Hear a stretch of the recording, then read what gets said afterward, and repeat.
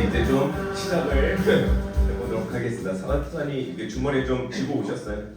당 떨어지시면 이제 당 떨어질 나이이기 때문에 당 떨어지시면 이렇게 조금씩 드시고 그러면 좋을 것 같습니다. 저는 심플교회 다 아시겠지만은 담임 목사고 그다음 심플스쿨 교장으로 섬기고 있는 양수모 목사입니다. 네, 반갑습니다. 반갑습니다.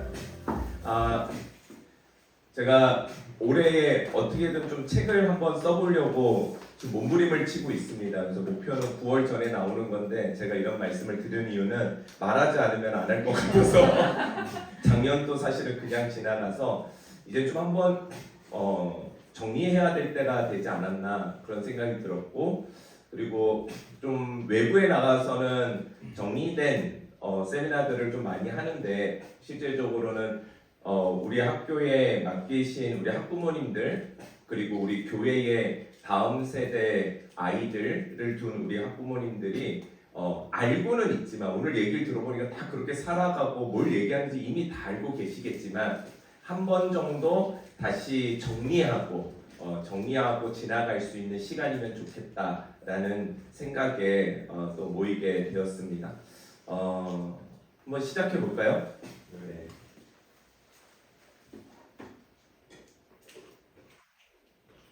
네.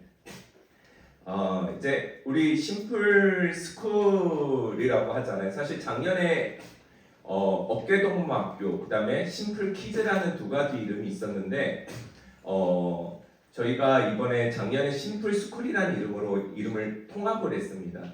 사실 이게 우리가 다음 세대 대안학교 따로 교회 따로는 사실은 굉장히 설명하기가 어려운 부분이고, 우리 학교는 교회에서부터 시작되었고 그리고 교회의 주일학교의 연장선상에서 시작되었다는 게 사실 뿌리입니다. 뿌리이고, 그래서 일주일에 한 번의 교육으로는 아이들 교육이 어렵기 때문에 주중학교까지도 확산해야 되겠다라는 것으로 시작이 되었지만, 이게 여러 가지 이제 학교를 세우고 진행해 오는 과정에 있어서 에너지를 주중학교에 사실은 많이 들어갔던 게 사실이에요. 그래서 사실 이게 주일학교만 이렇게 보내는 우리 학부모님들 입장에서 좀 서운했을 수도 있는데 그래도 잘 버티면서 지금까지 잘 와주셨고, 그래서 작년서부터는 우리가 심플스쿨 주중학교 주일학교가 나누어지는 게 아니라 결국은 우리가 학교를 통해서 뭔가를 하려는 것이 아니라 그 한 사람을 통해서 하나님의 나라가 세워져야 된다라는 것이죠. 그렇다면은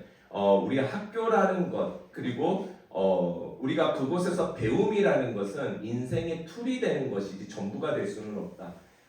그래서 대안학교만이 정답은 아니다라는 것이 저에게는 결론입니다. 그래서 중요한 것은 그 툴 가운데에서 그 가지고 있는 정신과 철학 속에서 우리 아이들을 우리가 어떠한 사람으로 길러낼 것인가, 그게 교회와 그 다음에 우리 학교와 그 다음에 우리의 가정이 어떠한 철학과 중심을 가지고 길러내야 될 것인가. 근데 내가 내 아이를 공교육에 보내면서 아이를 키우고 한 사람으로 세울 자신이 없다 하시면은 그 툴을 잘 이용하시면 되는 거고요. 그러면서도 아이들의 그 중심과 철학으로 아이를 잘 길러내겠다 하더라도 저희 교육자와 선생님들은 그 주일학교 아이들, 공교육에 있는 아이들도 놓치지 않고 그 아이들이 성인이 될 때까지 책임지며 갈 수 있는, 그래서 심플 교회는 학교를 하는 교회가 아니라 다음 세대 사역을 하는 교회이다, 이렇게 생각해 주시면 좋을 것 같습니다. 그래서 저희 다음 세대의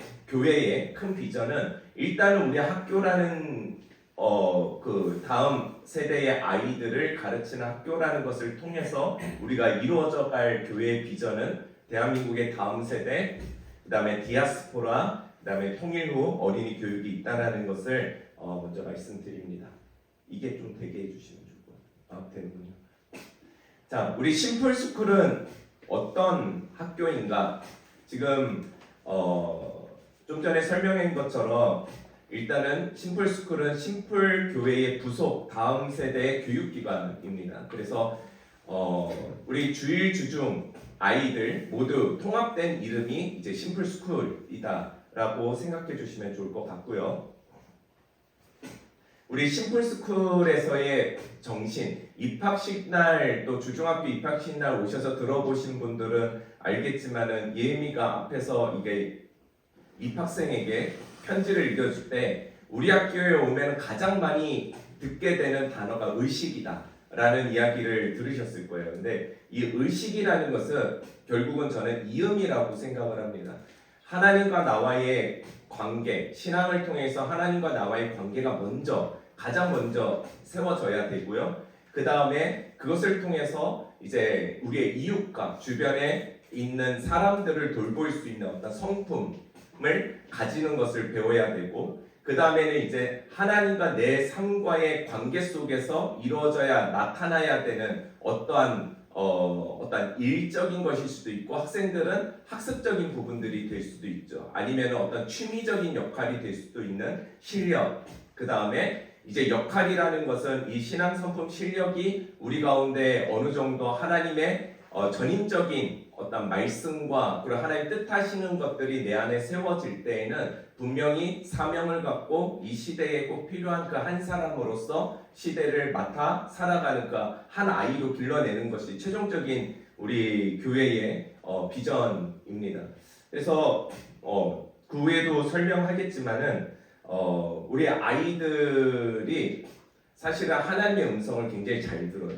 왜냐면은 주일마다 선생님들, 목사님들이 항상 주중에도 마찬가지로 매일같이 이 신앙성품 실력 역할에 대해서 질문하고 그것에 대해서 답해보고 거기서 끝나는 것이 아니라 거기에서 대답을 잘하기 위해서는 매일의 삶 속에서 내가 학원을 갈 때에도 내가 엄마랑 대화를 할 때에도 내가 만족스럽지 못하는 일이 있다 할지라도 이 신앙성품 실력 역할을 통해서 자신을 비춰보는 훈련을 하는 거예요. 근데 어린아이일수록 더디고 나이가 이제 서윤이 나이 정도 되면은 이제는 그게 몸으로 이제 체득이 되는 거죠. 체득이 되어 있어서 계속 갈등이 일어납니다. 자기가 좋지 않는 말들이나 행동들을 하면서도 아이들이 계속 그것에 대한 직면이 일어나게 되고 스스로 하나님을 찾아가는 역할까지 할 수가 있는 것이죠. 거기서부터가 저는 사실은 진짜 그리스도인들 신앙의 어떤 시작점이다라고 생각을 하고 있습니다. 그래서 결국은 의식은 이 모든 네 가지의 성품을 다 보여주신 분이 바로 예수 그리스도시거든요. 그래서 의식은 생명이다. 그리고 예수님께서는 우리에게 이와 같은 그 새 생명을 가지고 우리에게 부어주시기 위해 이 땅에 오셨다.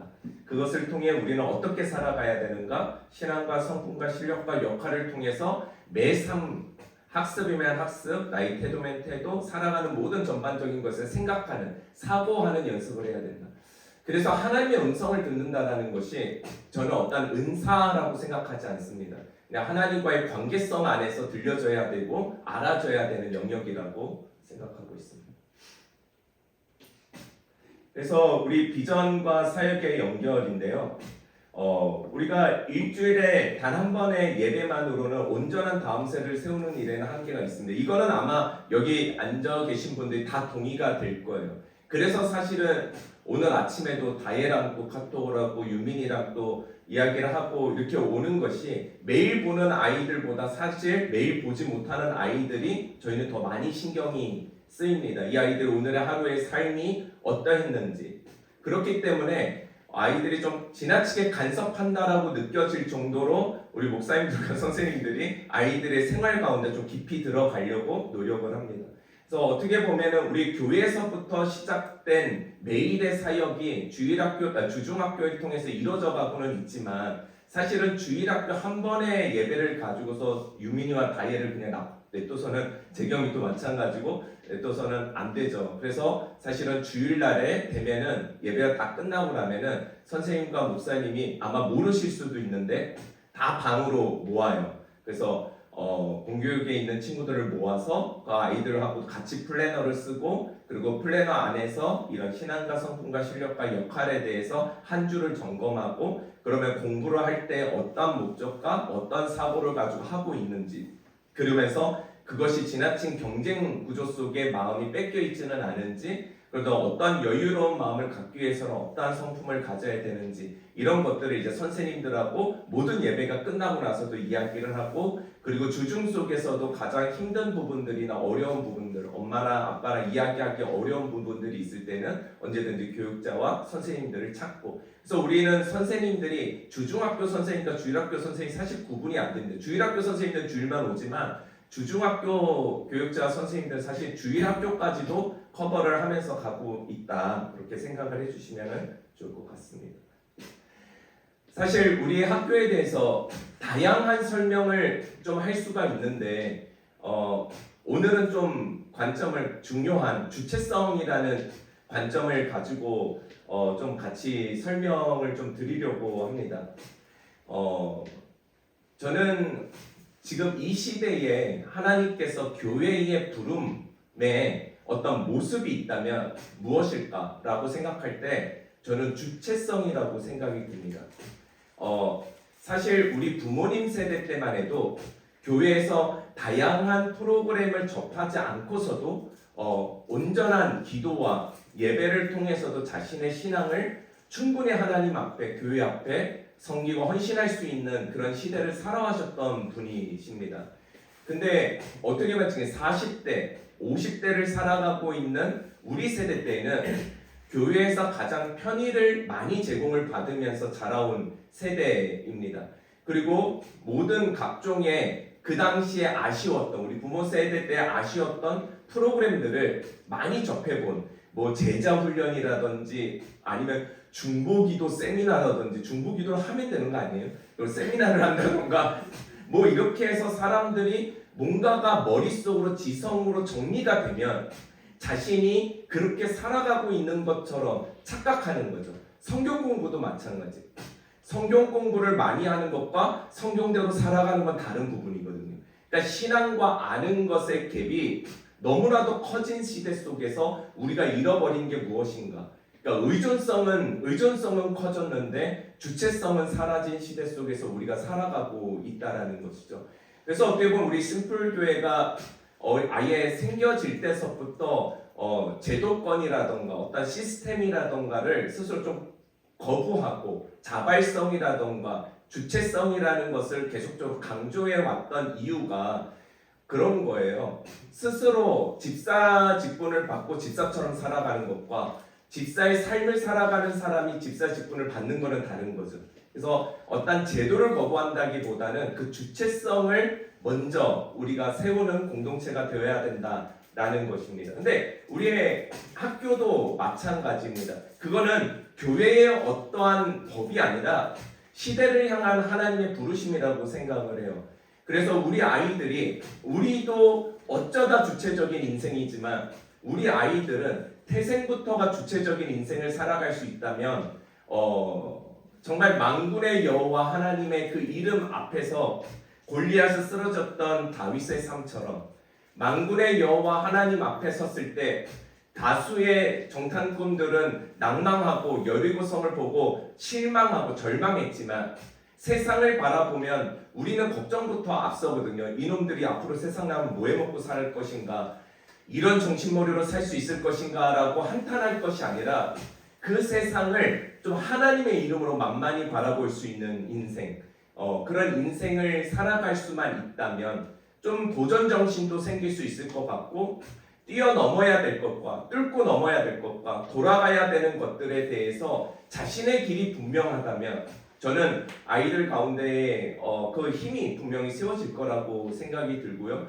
그런 사람을 통해서 저는 주님이 이 마지막 때에 그 길 가운데, 그 길을 가는 자들을 가운데 가셨던 그 길을 향하여 다시 걸어오고 마주하실 거라고 저는 믿습니다. 그래서 저희의 이 교육에 어떻게 보면은 이 다음 세대의 모토가 될 수 있는 성경의 인물을 뽑자면 다니엘이에요. 다니엘 1장 8절의 말씀인데 우리 한번 큰 목소리 한번 같이 읽어볼까요? 시작. 다니엘은 뜻을 정하여 왕의 음식과 그가 마시는 포도주로 자기를 더럽히지 아니하리라. 다니엘에 대한 스토리를 잘 아실 거예요. 근데 보통 알면은 뭐죠? 그 사자굴에 들어가고 풀무불에 들어간 다니엘을 많이 떠오르는데 이 주일학교 목사님과 전도사님들 좀 반성해야 돼요. 다니엘의 가장 스토리는, 근본적인 스토리는 주체적이다라는 거예요. 그 힘이, 그 기적이 어디서 왔냐면은 다니엘의 주체적으로 하나님을 섬기고 하나님 외에는 타협하지 않는 그 삶을 통해서 사실은 다니엘의 삶 속에서의 그 수많은 기적들을 맛볼 수 있었던 거였거든요. 다니엘은 포로로 바벨론에 갔습니다. 가서 가장 먼저 지식인들과 그 다음 세대들을 바벨론 왕이 이제 꼬시는 거예요. 그 나라의 사람이 될 수 있도록 이름을 바꾸고 왕의 진미를 내놓습니다. 그때 이제 다니엘이 했던 행동은 뭐였냐면은 진미를 거부하는 거예요. 진미를 거부한다라는 것은 뭐냐면 세상의 문화를 거부한다라는 거예요. 근데 그 거부한다라는 것 자체는 뭘 또 뜻하는 거냐면은 그 문화를 받아들이지 않겠다라는, 그렇다면은 더 좋은 자신의 문화가 있다라는 것을 말하고 있는 거거든요. 그게 다니엘 안에는 분명한 하나님의 신앙이었고 하나님을 향한 뜻이었다라는 것이죠. 그 뜻을 굽히지 않으려고 했던 그 다니엘의 모습과 삶을 통해서 하나님께서 그 다니엘에게 어떻게 역사했는지를 우리가 바라볼 수 있어야 되는 거예요. 근데 우리가 보통 보면 이제 가정에서 보면은 우리가 걱정되는 것들이 있어요. 우리가 염려되는 것들이 있어요. 네. 아이들이 이제 어느 정도 성장하면은 아이들이 더 주체적이다 보니까 이제 부모가 감당이 되지 않는 나이대가 옵니다. 그리고 심지어는 부모의 가정의 교육에 대해서 반문을 갖는 그런 시절들이 옵니다. 그럴 때 우리는 아이들과 함께 그 뜻을 바라볼 수 있는 부모가 될 것인지, 아니면 내가 그동안에 배워왔던 가치와 경험을 통해서 아이의 뜻을 계속적으로 걱정하고 염려하며 바라보는 부모가 될 것인지는, 저는 좀 우리가 한 번 태어난 이 인생 속에서 한 번쯤은 우리가 그 다음 세대, 우리의 자녀 세대들을 정말 하나님 안에서 뜻있게 그렇게 길러낼 수 있는 그런 부모 세대가 되었으면 좋겠다라는 생각이 듭니다.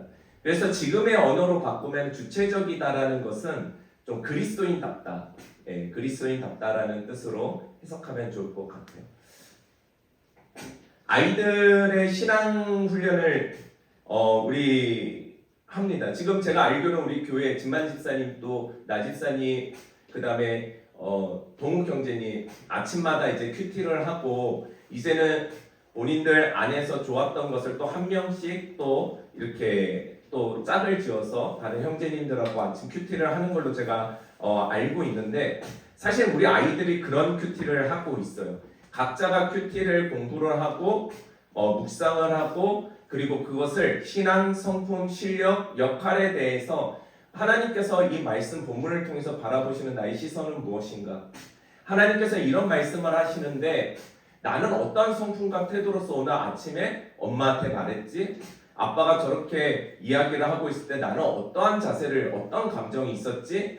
그렇다면은 하나님은 이런 주체적인 그리스도인이 되기를 원하는데 나는 앞으로 다가올 시대를 위해서 어떤 준비를 하고 있고 어떤 사고를 하면서 살아가고 있지? 그러면은 내가 하고 있는 목적은 뭘까? 나는 왜 공부를 잘해야 되지? 나는 왜 공부를 해야 되지?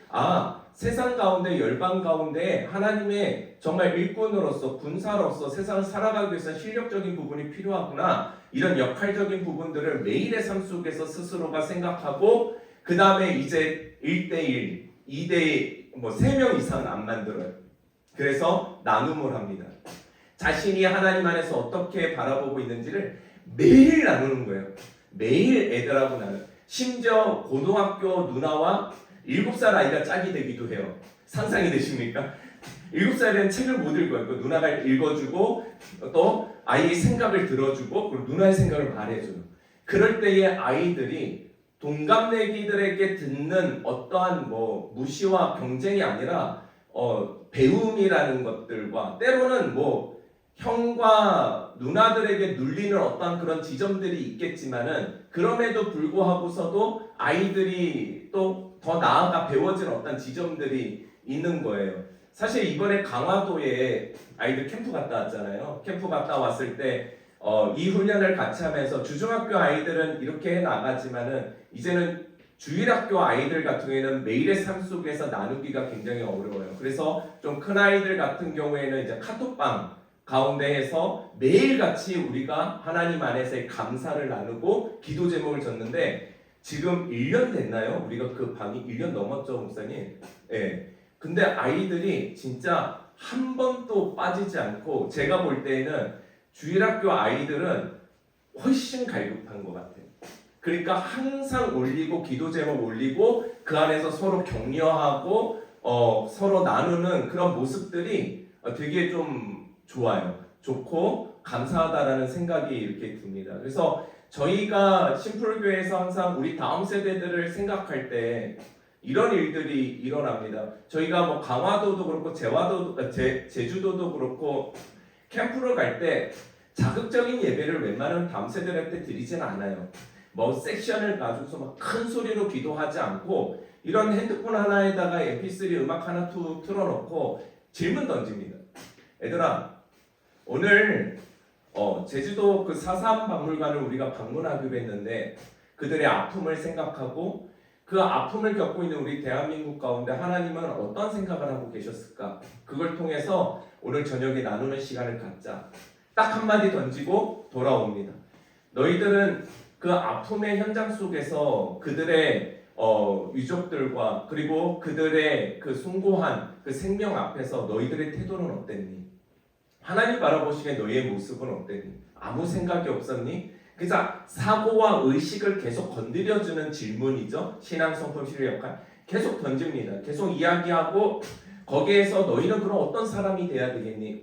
앞으로 너희는 정치, 경제, 문화, 사회 이런 부분으로 계속적으로 너희들은 진출하고 나아갈 건데 지금처럼 생각 없는 사람이 되면 되겠니? 그러면 이 역사는 반복되는 거야. 알아듣던지 못하던지 저는 제 할 얘기들을 계속 왜냐? 7살 때 들어오면 한 10년 이상은 들어야 될 이야기니까 괜찮아요. 하품을 하던 잠들던 괜찮아요. 저는 급한 게 이제 나이가 들어가는 우리 아이들이에요. 그 아이들이 하나라도 더 졸업하기 전에 들려주고 싶은 계속 얘기를 합니다. 그러면서 그 질문을 저녁 때 모여서 애들아 하나님 우리에게 어떻게 바라보셨을까? 딱 한마디 던졌는데 회개가 일어나는 거예요.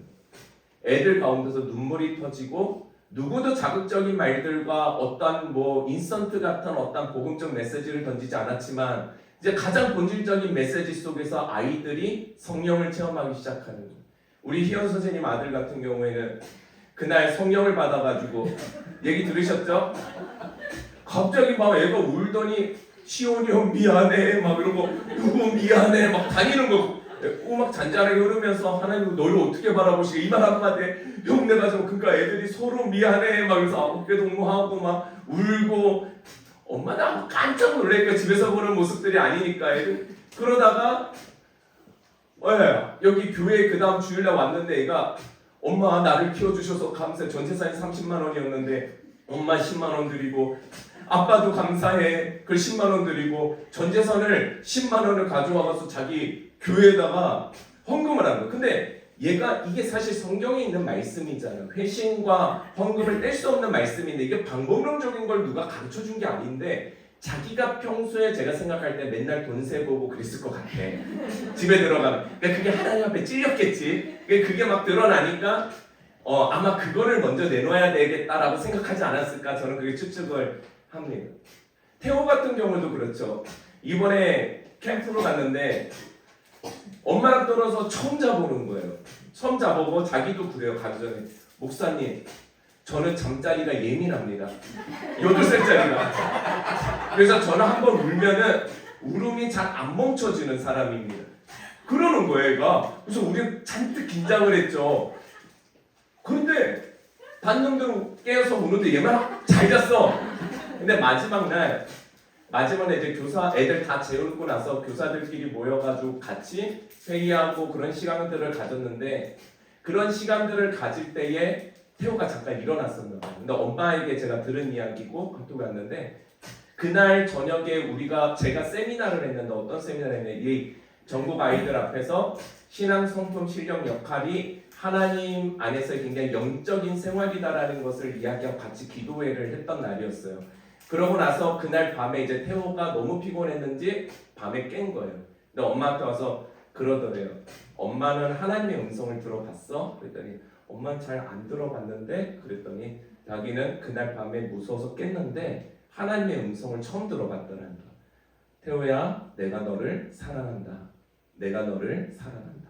하나님이 태호를 어떻게 바라보시는지를 태호가 어떻게 보면 학교 첫날의 깨달음을 너무 기대는 하지 마세요. 그러나 제가 이런 일들을 수도 없이 봤는데요. 그냥 간증은 간증이고 또 커갈수록 말 안 돼. 우리 서윤이도 다 그랬어요. 그래서 사춘기 다 오고 다 그렇습니다. 하여튼 제가 말하고 싶은 요지는 뭐냐면은 신앙이 뭘까라고 했을 때는 신앙 가운데서 그 진정성이 중요하고 신앙은 끊임없이 나누고 서로를 점검하는 것이 중요하다라는 것을 말씀드리는 겁니다. 할 게 많은데 이렇게 자꾸 멈추면 안 돼요. 그래서 저희 이번에 캠프 갔을 때도 우리 강화도 캠프 갔을 때도 우리 다혜랑 유민이가 학을 뛰었잖아요. 아니 와 우리 목사님들 독하다. 놀러 왔는데 아침부터 새벽부터 깨우더니 PT 체조를 시키는 거예요. 그러니까 애들이 근데 애들이 너무 감사한 건요. 하는데 그렇게 해줘서 되게 고맙고 감사하다. 선생님들 그 중심을 잡아주셔서 감사하다라는 말은 안 해요. 근데 저희만 느껴요. 근데 착각이라도 괜찮아요. 근데 그런 표정을 난 느꼈어. 나는 조금 느꼈어. 선생님들은 저쪽 가서 다른 선생님들하고 하는 이제 막 아침밥을 막 그 바닷가 앞에 갔는데 애들은 나가서 놀 때 선생님들은 식사 준비해야 되죠. 끝나면 식사 치워야 되죠. 그러니까 그 바닷가 앞에 가서 도착했을 때 바다 한번 보고 3박 4일 동안 나갈 때 바다 한번 보게 선생님들 전부 애들하고 그걸 해야 되니까. 근데 이 PT라는 것이 그리고 아이들의 체력이라는 것이 사실은 굉장히 중요합니다. 사실은 이게 과학적으로도요. 요즘 공교육에서도 체육 시간을 계속 늘려야 된다라는 주장이 계속 있어요. 왜냐면은 이게 체력이라는 것과 이 뇌의 건강이라는 것은 굉장히 연관이 많이 되어 있고요. 아이들 우리 다혜라 유민이도 이제 뭐죠? 그 뭐 피아노도 좋고 하는데 이제 운동할 수 있는 거 그런 것들을 통해서 매일같이 좀 땀을 흘리고 지금 또 아빠가 그랬잖아요. 지금 축구 많이 하는데 공부 안 하는데 이런 생각 하잖아요. 근데 좀 기다려 보면 나중에 한다니까 다 하게 되어 있대. 근데 건강하면은요. 저도 운동선수 출신이잖아요.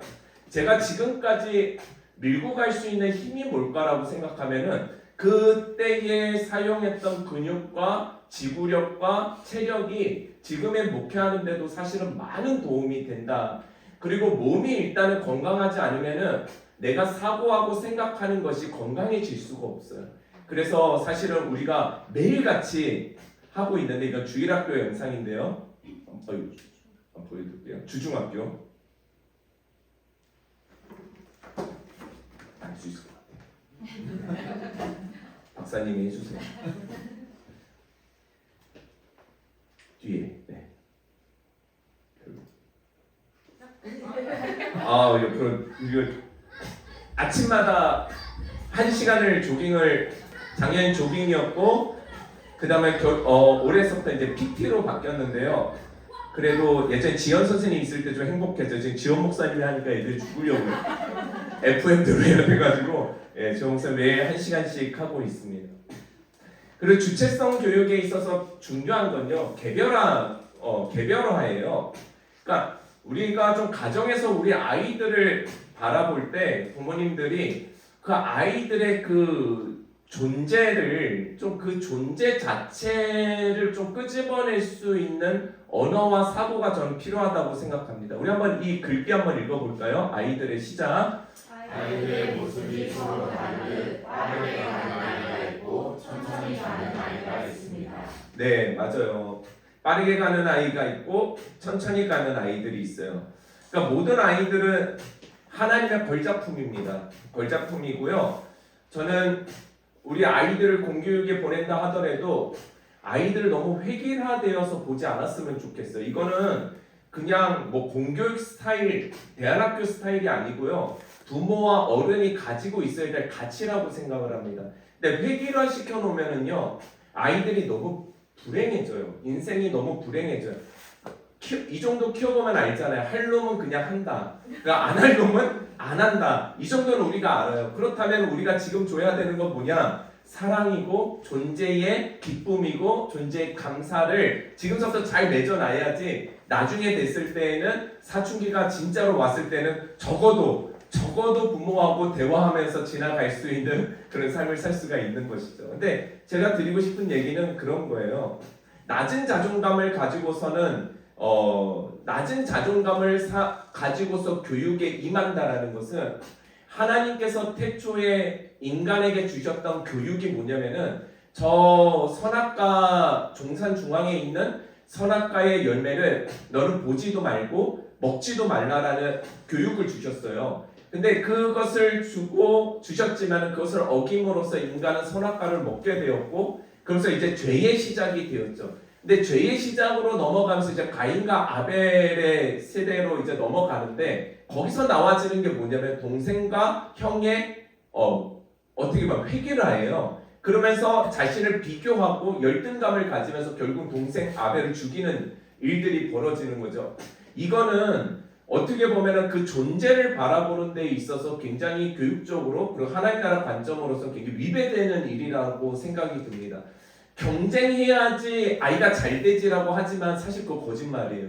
경쟁해야지 잘 되는 게 아니고 경쟁해서 잘 된 놈들은 몇 % 안 되는 거예요. 대부분들은 마음의 상처를 얻고 낙오자가 되고 어른이 돼서도 열등감을 가지고 잘하는 게 있음에도 불구하고 잘한다라는 말을 못하면서 살아가는 존재가 된다라는 거죠. 그러지 말고 우리 그리스도인들에서부터 가정에서부터 변화가 일어나야 돼요. 그냥 애가 공부를 잘하든 못하든 맨 처음에 우리가 아이를 안았을 때 그 기쁨이 있잖아요. 그 기쁨대로 아이를 대하면서 키울 수만 있다면 저는 우리 아이들이 지금의 존재 속에서 자기가 해야 될 역할들을 찾아갈 수 있는 존재로 성장할 수 있을 거라고 저는 생각을 합니다. 그래서 개별화 교육이라는 것은 너무나도 중요하다라는 거예요. 예. 그리고 학습이나 삶은 주체성 교육에 있어서 필요한 것은 자기주도예요. 아마 고민들이 있을 거예요.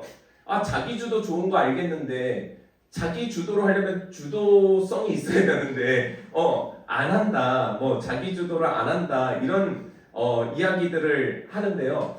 저는 한번 우리 글부터 같이 읽어볼까요? 시작.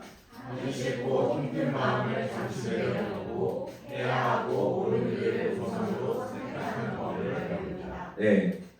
그러면 우리 주중학교에서 어떻게 자기주도를 하는지를 좀 말씀드려 볼게요. 아이들이 자기주도 학습지를 온라인을 통해서 이제 펼쳐놓으면요. 먼저 우리 플래너를 적고 그 가운데에서 자기 해야 될 일 속에서 신앙, 성품, 실력, 역할에 대해서 한번 생각해보고 잠시 묵상하는 시간을 갖습니다. 왜냐면은 학습이라는 것을 끊임없이 자기 스스로 어떠한 누군가의 경쟁의 구조가 아니라 내가 하나님 앞에 받은 하나의 진로고 미션이고 찾아가야 되는 길로서 사고를 계속 열어주는 연습을 해야 돼요. 그래서 학습이라는 것은 대학을 가기 위한 어떠한 프로그램이라고 생각하면 안 되고 지금 보면은요 세상의 학습 그렇게 나쁘지 않아요. 왜냐면 우리가 결국은 살아가야 되는 것은요 세상 가운데거든요. 그래서 사실 공교육이라는 게 나쁜 것이 아니라 그 공교육의 시스템도 어떻게 보면 우리 대안학교에서 하고 있는 것이죠. EBS를 통해서 아이들이 공교육의 진도대로 나아가지만 그 진도 속에서 애들이 발견해야 되는 게 다르다라는 거예요. 이걸 몇 개 더 맞추지? 이거를 어떻게 하면 잘할 수 있지가 아니라 여기에서 이야기하고자 하는 것들, 여기서 말하고자 하는 것들을 통해서 내가 무엇을 좋아하는지, 나는 어떤 사람이 되고 싶은지, 나는 무엇을 잘하는지, 나는 무엇을 못하는 사람인지를 좀 더 객관적으로 바라볼 수 있는 눈이 필요해요. 그러니까 모든 걸 잘할 필요가 없어요. 저는 아이들에게 그래요. 우리는 태어나면서부터 지금 모든 우리 학생들한테 항상 하는 얘기가 있어요. 우리 중에는 공부 잘하고 공부 못하는 아이는 존재하지 않는다. 그거는 어른들이 만들어낸 잘못된 규칙이다. 공부를 잘하고 못하는 것이 아니라 너가 잘하는 게 있고 제가 못하는 게 있을 수 있다. 그리고 너가 못하는 게 있고 제가 잘하는 것이 있다. 거기에서 우리가 중요한 건 선한 마음인데 거기서 악한 마음이 들면은 다 갖고 싶은 마음으로 누군가에게 잘난 척을 해야 되고 누군가를 쓰러뜨려야 되고 넘어뜨려야 되는데 그것은 하나님의 성경에 위배된다. 진짜로 하나님께서 원하는 삶이 뭐냐면은 네가 잘하는 것을 가지고 누군가의 부족함을 채워줄 수 있는 존재가 되라. 그렇다면 우리는 모두가 잘하는 인생을 살아가고 그런 열등감 속에서 살아가는 이 대한민국 그리고 이 세상이 결국 만들어낸 시스템과 만들어낸 힘과 권력을 봐라. 그것을 바라볼 때 너희들 역사를 바라보면 알겠지만 결국은 그것이 나아진 그 죄의 결과들은 굉장히 아픔이고 전쟁이고 이제 힘듦이다. 그렇다면 우리가 이 땅에 보내주신 그 한 사람의 그리스도인으로 우리가 살아간다라는 것은 우리가 조금 더 주체적으로 내가 정말 잘할 수 있는 것과 잘할 수 있는 일들과 그리고 잘할 수 없다 하더라도 내가 노력해야 되는 일들이 무엇인지를 찾아서 부족한 부분들을 채워가는 인생들을 살아야 된다. 그것이 목사님이 볼 때는 내 이웃을 내 몸과 같이 사랑하라와 같은 이야기다 라고 이야기를 합니다.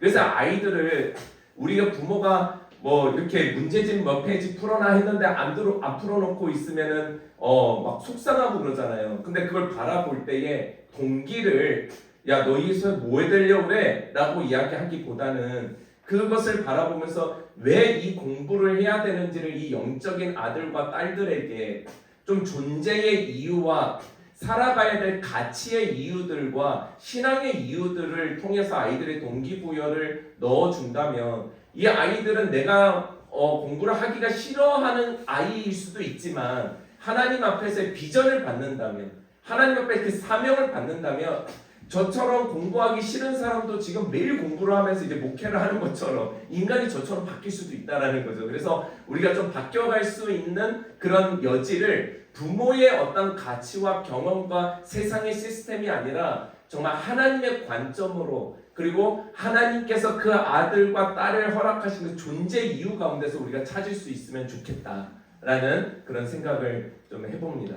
그래서 우리가 그렇게 하고 있어요. 이렇게 보면은 어리에 누구지? 주하구나.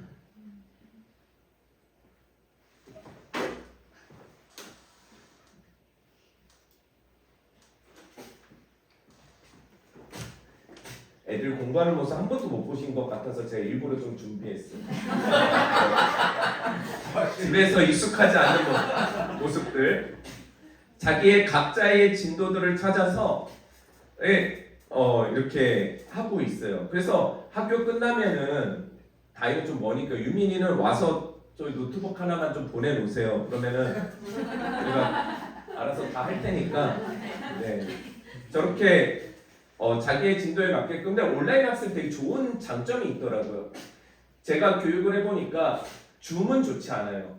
줌은 차라리 오프가 낫고요. 그럴 거면은 줌은 좀 더 멀게 느껴져요. 라이브라고 하죠. 좀 멀게 느껴지는 게 있는데 온라인은 차라리 좋은 게 질문하기가 애매하잖아요. 근데 모르면은 선생님한테 뒤로 가기로 가가지고 사회 선생님 죄송해요. 한 번 더 말씀해 주세요. 그래서 앞으로 가기 해가지고 다시 반복. 그래서 개념이 이해가 안 되면요. 우리 아이들은 10번, 20번도 봅니다. 근데 그거 싫어가지고 답안지 베꼈다가 좀 있으면 또 영상도 비슷하게 나오는데 그때도 주어가 나오는 것 같은데 애들 다 그랬는데 주어가 좀 특별해가지고 사랑해가지고 하는 거니까. 그래서 그걸 다 걸려요. 애들이 그렇게 막 답안지 베껴가지고 나와요. 근데 저희는 뭐죠? 주체성을 가지고 힘을 가르쳐야 돼요. 싫어도 그것을 반복적으로 해서 완벽한 개념이 이해가 돼야지 넘어가고요. 온라인을 본다고 해서 개념이 다 이해가 되진 않아요. 그럴 때는 선생님한테 깃발을 꽂습니다. 깃발을 꽂으면 어떻게 되면 선생님이 와서 다시 한번 선생님하고 들어요. 그 개념 설명을 들어봐요. 그래서 선생님 바로 가르쳐주면 주체적이지 않죠. 그래서 어떻게 찾아보는지를 먼저 가르쳐주고 거기에서 개념이 나왔는데 정신 못 차리면 꿀밤 한 대 딱 때리고요. 그러면서 우리 선생님 안 때린다. 근데 딱 하고 정신 차려 이놈아. 그러면서 집중해. 10번을 봤는데 왜 이 부분을 못 봐? 그래서 다시 봐봐. 그래서 예. 그러면은 다음 페이지부터 이제 집중해서 보게 되는 거예요. 근데 거기서도 설명이 안 되는 게 있으면은 선생님이 그때 이제 티칭이 들어가는데 선생님도 모를 수 있어요. 다양한 연령들을 어떻게 선생님 한 명이 다뤄요? 여러분 하려면 할 수 있겠어요? 안 돼요. 안 됩니다. 그럴 때는 어떻게 하냐? 선생님도 이해가 되지 않는데 한번 같이 서치해보자. 찾아보자. 찾는 법을 가르쳐주는 거. 그래서 찾아서 완벽하게 그게 이해가 될 때까지 선생님이 옆에 같이 있어주는 거예요. 네. 그래서 이게 나쁘게 가면은 고급 사교육이 될 수 있다는 네, 고급 사교육 과외가 될 수 있다는. 그래서 애들이 저렇게 하니까 장점은 그건 있어요. 진도가 정해져 있어서 아는데 듣고 있어야 돼서 애들이 자꾸 처진다던가 모르는 문제가 자꾸 생기는데 먼저 가려고 하는 부분들 때문에 자기가 놓쳐서 포기하는 부분들은 확실하게 없어지는 것 같아요. 그래서 저희 심플스쿨은 저희 중요한 것은 그거예요. 빠르게 가는 아이가 있고 천천히 가는 게 있는 건데 공부 잘하고 못하고의 기준은 아니다라는 거예요. 하지만 우리 모두는 17살, 18살 때 되면 고등교육까지는 모두 마스터한다. 끝낸다. 그래서 자기의 패턴대로 가는 거예요. 그래서 뭐 수학, 과학 좋아하는 애들은 국어가 벌써 한참 밀려 있어요. 그것만 막 밀고 가는 거예요. 그럴 때 이제 선생님이 딱 멈추게 하는 거죠. 잘하는 것만 하지 말고 이 부족한 부분들을 이제 나중에 진도 못 따라간다. 끌어올려라. 그러면 이제는 자기 주도 시간대에 그 시간들을 하는 거예요. 네. 이렇게 지금 준비를 하고 있습니다. 그래서 자기 주도를 시작할 때 아이들이 공부를 그날 잘 못할 때가 있어요. 딱 앉자마자 벌써 한숨이 막 이래요. 내가 공부하기 싫은가 보다. 근데 대부분은요 아침 시간에 공부시고 오후에는 거의 예체능이잖아요. 뭐가 있냐면 아침에 나올 때 뭐 아빠나 엄마랑 한바탕 하고 온 애들 오면요 뭐 이래. 그럼 선생님들이 뒷모습이 다 보이잖아. 왜? 뭔데? 공부하기 싫어. 공부가 문제가 아니고 저는 가정이 문제예요. 왜? 그랬더니 저는요 차라리 그냥 계약했으면 좋겠어요. 왜? 그랬더니 집에 엄마는 학교도 잘 모르면서 맨날 공부하라고 영어하라고 수학하라고 그러고 방학이 너무 싫어요. 막 계약 첫날에 와가지고 저는 계약이 더 좋아요. 막 이러면 그러면은 목사님 면담 신청 한번 해놓을게요. 엄마 얘기해놓을게. 그러면은 아싸 또 이러면서 왜냐면 자기 편인 거 알거든요. 그래서 그러면 그러지 마시라. 제가 이렇게 이야기를 하죠. 왜냐면 아이들의 이 학습이라는 것은 흥미가 있어야 돼요. 근데 아이들이 어떤 목적이 없이 그냥 해야 되기 때문에만 하는 그것도 필요한데 그렇게만 자꾸 가다 보면은 아이들이 공부라는 것 자체를 시도도 해보기 전에 그냥 뭐라고 그럴까요? 그냥 다 놓아버리는 거예요. 그래서 그때는 아이들의 태도를 선생님이 코칭해 주는데 어떻게 코칭을 하냐면요 가는 거야. 네가 그랬구나. 어제 정수아 사모님이 추임새 역할을 한다고 그랬는데 선생님 너가 정말 많이 힘들었겠다. 많이 힘들면 선생님도 아침에 나오면 일하고 싶지 않아. 너 그럼 한 5분 정도만 좀 쉬었다가 그럼 좀 마음을 정리해서 다시 올래? 라고 이야기하면은 5분 정도 정리하고 오겠다는 애가 있고 이미 그 말을 던지는 순간 위로가 다 받는 애들이 있어요. 그러면 아니요 그냥 저는 할게요. 그러면은 그냥 들어가는 거예요. 그래서 자기 주도에서 굉장히 필요한 게 뭐냐면요 감정과 이성을 분리하는 역할이에요. 근데 감정 이성을 분리하는 것을 그냥 학습을 잘하기 위한 목적으로 저희는 보지 않고요. 감정과 이성을 분리하는 연습을 왜 자기주도화로 우리가 시키냐면은 주체적인 인생을 살아가기 위해서는 옳은 일을 선택해야 되고 옳은 일을 분별할 수 있는 삶을 살아야 되거든요.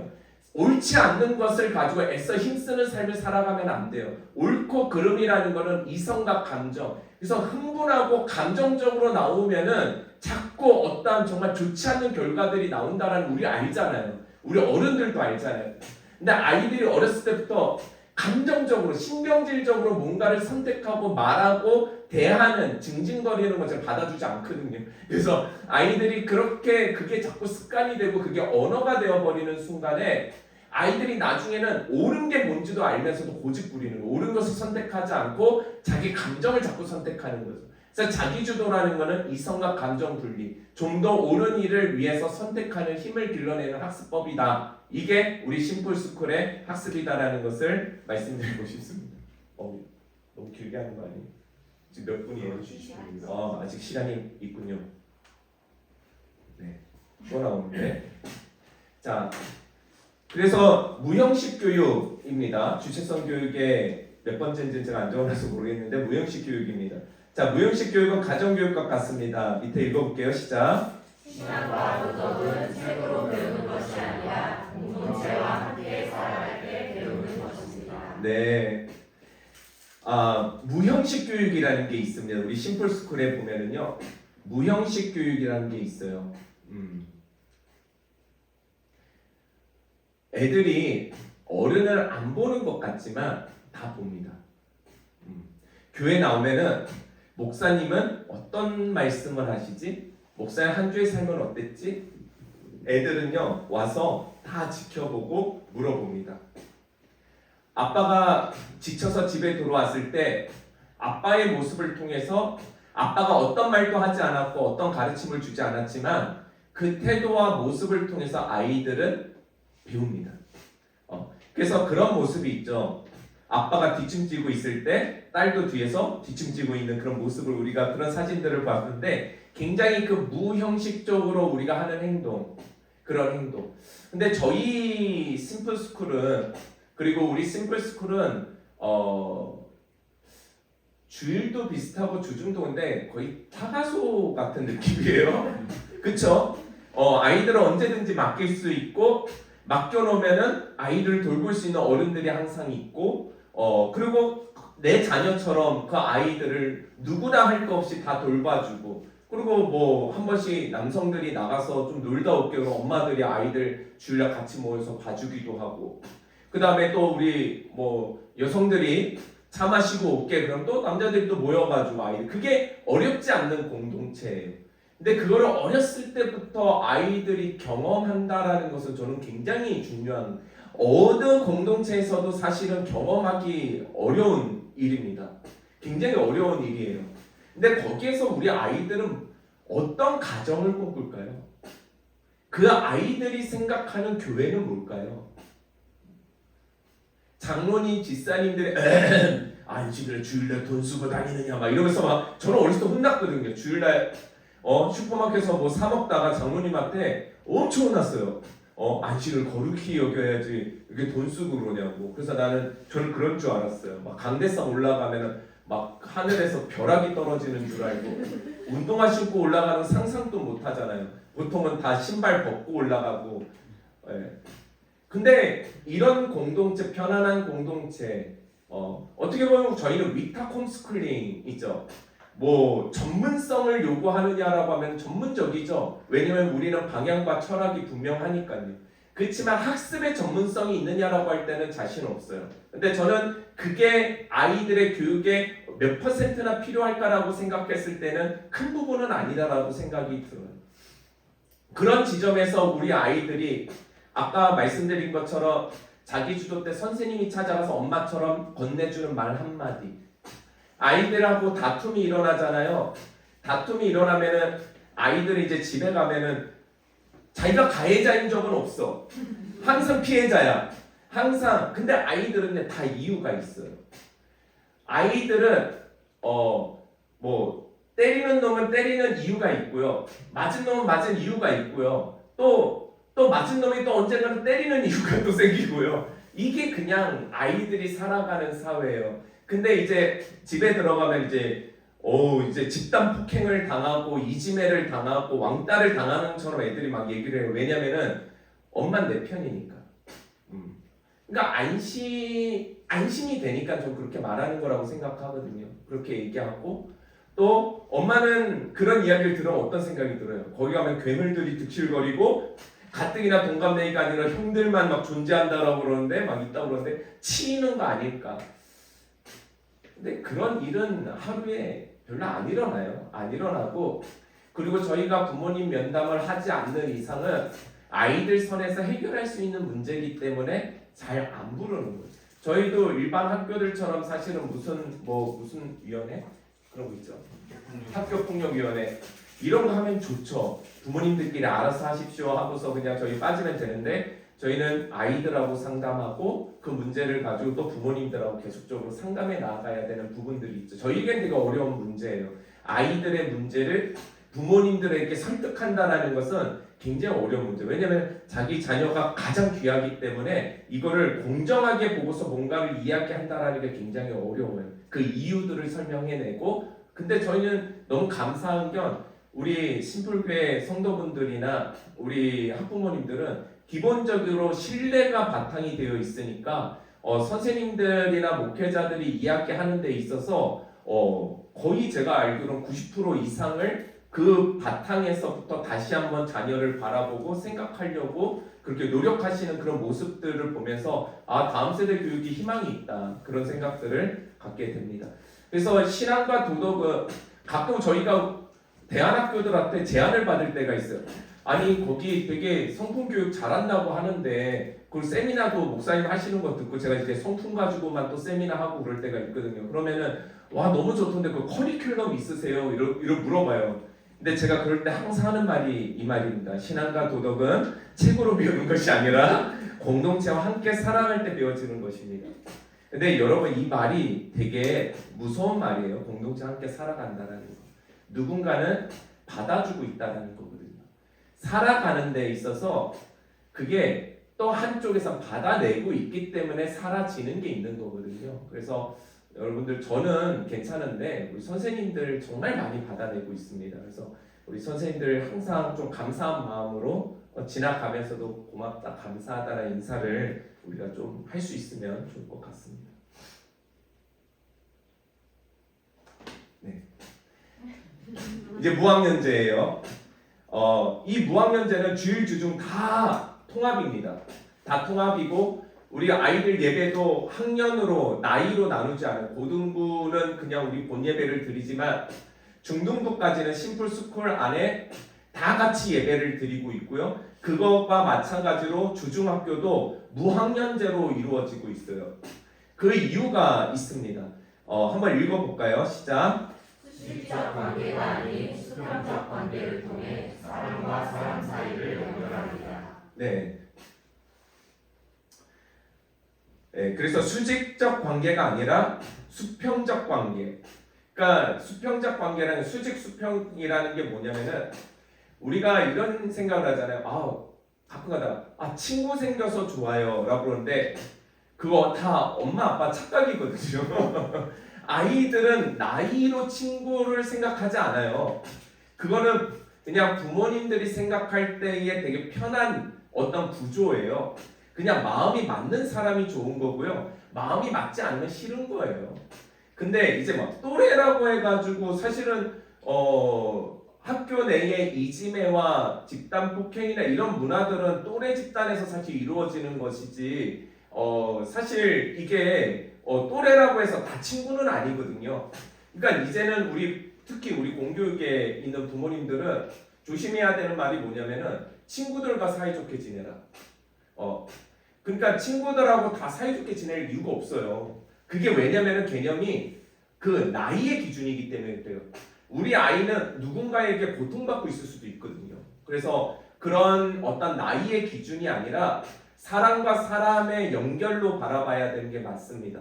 그래서 나이가 몇 살이든 나이가 어리든 크든 그냥 그 마음과 마음을 연결해서 통하는 거예요. 한결이는요 이든이랑 노는 걸 제일 좋아해요.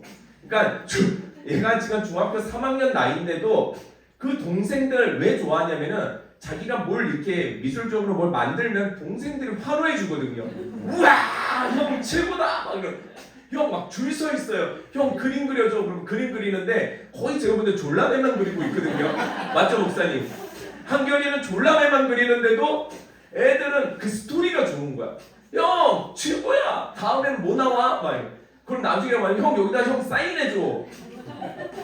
마음과 마음이 통하는 거예요. 근데 동갑내기끼리는 그게 불가능하죠. 그러니까 마음을 터놓을 수 있는 친구가 참 어렵다라는 거예요. 그래서 저는 주일학교만이라도 그 무학년제를 우리 아이들이 많이 경험할 수 있었으면 좋겠고 그런 생각이 듭니다. 난 이거 뭐하러 적어서 안 보고 할 건데. 자, 그래요. 마음이 편하려고 적어놓은 것 같아요. 그런 거예요. 형의 역할이 있고 동생의 역할이 있습니다. 이 무학년제는요, 우리 신앙성품 실력 역할에 있어서 역할의 영역이에요. 역할은 뭐냐면요, 하나님이 가인이 아벨을 질투하여 아벨을 죽인단 말이에요. 그러고 나서 피 냄새가 올라가니까 하나님께서 가인을 부릅니다. 그러면서 뭐라고 말씀하세요? 너희 동생 아벨이 어디 있느냐? 그랬더니 가인의 첫 마디가 뭐예요? 하나님, 제가 동생을 돌보는 자입니까? 라고 말해요. 무슨 의미인지 아시겠죠? 인간의 죄의 습성, 아이 2명 이상 키우시는 분들은 애들 공평하게 키우지 마세요. 애들 평등하게 키우는 거 아닙니다. 첫째로 태어나면 첫째로 태어나야 되는 역할이 있는 거예요. 둘째로 태어나면 둘째의 역할이 있는 거예요. 사실은 그것을 역할을 옛날에는 먹고 사는 문제로서 자꾸 연결을 해서 첫째는 무조건 인생하고 공장 가서 일하고 아니면 둘째들이 일하고 첫째 형은 무조건 대학 보내 이런 잘못된 인식과 아픔들 때문에 우리가 좀 왜곡되어서 해석하는 건데 사실은 우리의 선조들이 살아왔던 삶의 방식이 맞아요. 공동체로 키워야 되고요. 형들은 동생을 혼낼 수도 있어야 되고요. 그리고 동생들은 형을 잘 따라야 되고 형들은 동생을 잘 돌봐야 되는 거예요. 이게 하나님이 주시는 창조적 질서입니다. 그래서 이스라엘의 학습법을 보면요. 그들은 우리는 열방을 위해서 기도할 때 이스라엘은 우주적 교회를 두고 기도하거든요. 차원이 달라요. 그들의 하나님은 우주적 하나님인 거예요. 모든 창조를 생각할 때 별 하나하나 끝없는 그 하나님을 생각하는데 우리는 지구밖에 생각 못하거든, 기독교인들은. 그래서 그들이 선택하는 방법은 뭐냐면은 모든 반을 졸업할 때까지 6년이면 10몇 년이죠. 한 반을 바꾸질 않아요. 옆에 부딪히는 이 한 사람을 품지 못하는 사람은 앞으로 나아가 열방도 품지 못한다는 거. 하물며 우리 기독교인들의 어떤 세계관과 정신관이 안 맞으면 피하고 뭐 하면 뭐 하고 이게 또래들끼리 나눠서 부모들 만족스러운 것들 아이들은 죽을 것 같은데 쟤네들하고는 학교에서도 경쟁하는데 교회 와서도 쟤네들하고 예배로 경쟁해야 되고 앞에 누구는 찬양팀 쓴다라는데 나는 쓰는 체질이 아닌데 쟤 쓴다니까 나도 서야 될 것 같고 막 그런 부담감과 힘드니까 자꾸 다음 세대들이 교회에서 줄어드는 거거든요. 그러니까 어른들 기준으로 바라보는 것은 굉장히 위험하다라는 것입니다. 예, 다음은요. 무등급제예요. 예미입니다. 예, 무등급제. 한번 우리 읽어볼까요? 시작. 세상에는 공부 못하는 아이는 없습니다. 단지 한 명이 있을 뿐입니다. 맞죠? 공부 못하는 게 아니라 어른들의 편견이 있는 것이죠. 유민이는 공부를 잘합니까, 어머니? 아니라니까 여기 나와 있잖아. 아니라니까. 아버지 이따 저한테 기도 받고 가세요. 네. 다혜는 잘한다고 그럴 것 같아서 잘한다고 할까 못 물어보고. 저는 제 의견을 얘기하지 않고 본인 의견. 자기는 잘한대. 자기는 잘한다. 그래서 그래 그럼 네 생각이 아닐까 얘기했습니다. 맞아요. 다혜는 자기가 항상 잘한대. 근데 잘해요 실제. 저 소윤이 어머니 잘합니까? 근데 저는 그래요. 우리 아이들 공부 못하는 아이들 없어. 그게 그냥 우리 교회의 기준이에요. 그래서 진짜 아까 제가 말씀드린 것처럼 한 생명을 그러니까 제가 이 부분도 사실 다루고 싶었는데 그 기독교 세계관으로 들어간 서양 교육의 교육적 가치와 철학과 동양의 유교적 정신이 들어가 있는 동양의 교육 철학의 방식이 달라요. 우리나라와 중국과 이 동양에서의 교육은요 가르친다라는 게 굉장히 강해요. 어른이 경험과 가치가 아이들에게 입혀져야 된다라고 이야기를 한다면 서구에서는 어떻게 되냐면 그 안에 있는 그 아이의 자라는 하나님의 고유한 그에게 준 그 은사를 끄집어내는 것이 교육이라고 해요. 그래서 여러 교육을 넣는 이유는 가르치는 게 아니라 그 존재가 드러나기 위함이다라고 말하는 게 이제 서구적 학습 철학의 방식이거든요. 근데 저는 둘 다 동의해요. 다 필요하다고 생각은 해요. 근데 한쪽으로 치우치는 것은 건강하지 않는다라는 거죠. 그래서 아이들 같은 경우에는 제가 사실은 아이들을 등급으로 매긴다라는 거는 우리 국가가 되게 잘못하는 일이에요. 여러분들은 소고기집에 가면 몇 등급 드시고 싶으세요? 1등급 드시고 싶잖아요. 풀 A 플러스.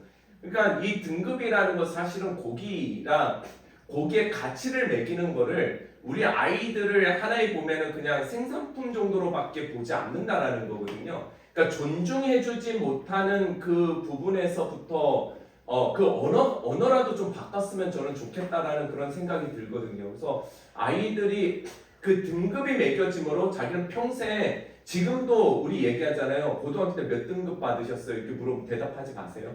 잘 나왔을 것 같아. 근데 어떤 분도 제가 물어보면 대답을 해가지고 되게 당황하는 경우가 있어요. 그래서 근데 이 등급이라는 것을 그때 만약에 우리가 3등급을 바꿔서 어른이 돼버리면 우린 평생 몇 등급짜리 사람이에요? 3등급짜리 사람으로 살아가는 거예요. 지금 40, 50 이제 다 이제 늙어가야 되는 나이대에 우리는 지금도 그 당시의 열등감 속에서 서로를 어느 대학 나왔는지를 비교하면서 살아가고 있거든요. 얼마나 불행한 일이냐라는 것이죠. 그래서 아이들에게 저희가 그래도 등급은 없지만 이거 주중학교에 대한 이야기예요. 아이들에게 시험은 필요하잖아요. 근데 시험을 주는데 시험은 어떻게 아이들에게 설명을 하냐면은 너희들의 등급을 매기기 위해서 시험을 보는 게 아니고 이거 지금 웃고 있지만 시험을 보고 있는 거예요. 그래서 이게 마지막에 제가 파이널 테스트인 걸로 알고 있어요. 학교로 따지면 기말고사 같은 건데 강제성이 없고 아이들에게 신청을 받아서 보아요. 근데 신청을 받는데 여기는 특별 스페셜 메리트가 달려 있어요. 그러니까 아이들에게 보상이 있으니까 아이들이 어쨌든 간에 자기가 이 시험을 통과해야 돼요. 90점인가요? 네, 80점. 80점 이상을 자기가 배웠던 것보다 조금 더 높은 수준의 시험을 봅니다. 여기는 보통 우리가 중간중간에도 자기가 스스로 테스트를 보는 게 있는데 그 테스트를 보는 이유는 자신이 어느 정도의 단원을 이해하고 있는지를 점검하기 위해서 지금 보고 있고요. 그게 점검이 끝나야지 선생님하고 오랄 테스트로 들어가는 거예요. 그게 안 끝나면 안 가요. 그러다 보면 선생님 한 놈이 계속 안 오잖아요. 너 왜 안 오냐고 안 하고 있는 거야. 그럼 와야 되는 거예요. 그래서 그럼 이제 혼나고 또 하고 와야 되는 거예요. 근데 이제 파이널 같은 경우에는 이제 80점인데 메리트가 크죠. 그러니까 이게 보통 여자애들은 조금 약아가지고 미리미리 계산해가지고 그때 보기 위해서 준비를 해놓거든요. 근데 남자들 잘 생각 안 하고 있다가 여자애들이 이제 딱 본다 그러면 그때서부터 발등이 떨어질 거야. 나도 봐야 되는데 그래서 결국 마지막에 거의 다 보지만 중요한 거는 막바지에 한다고 해서 통과가 안 돼요.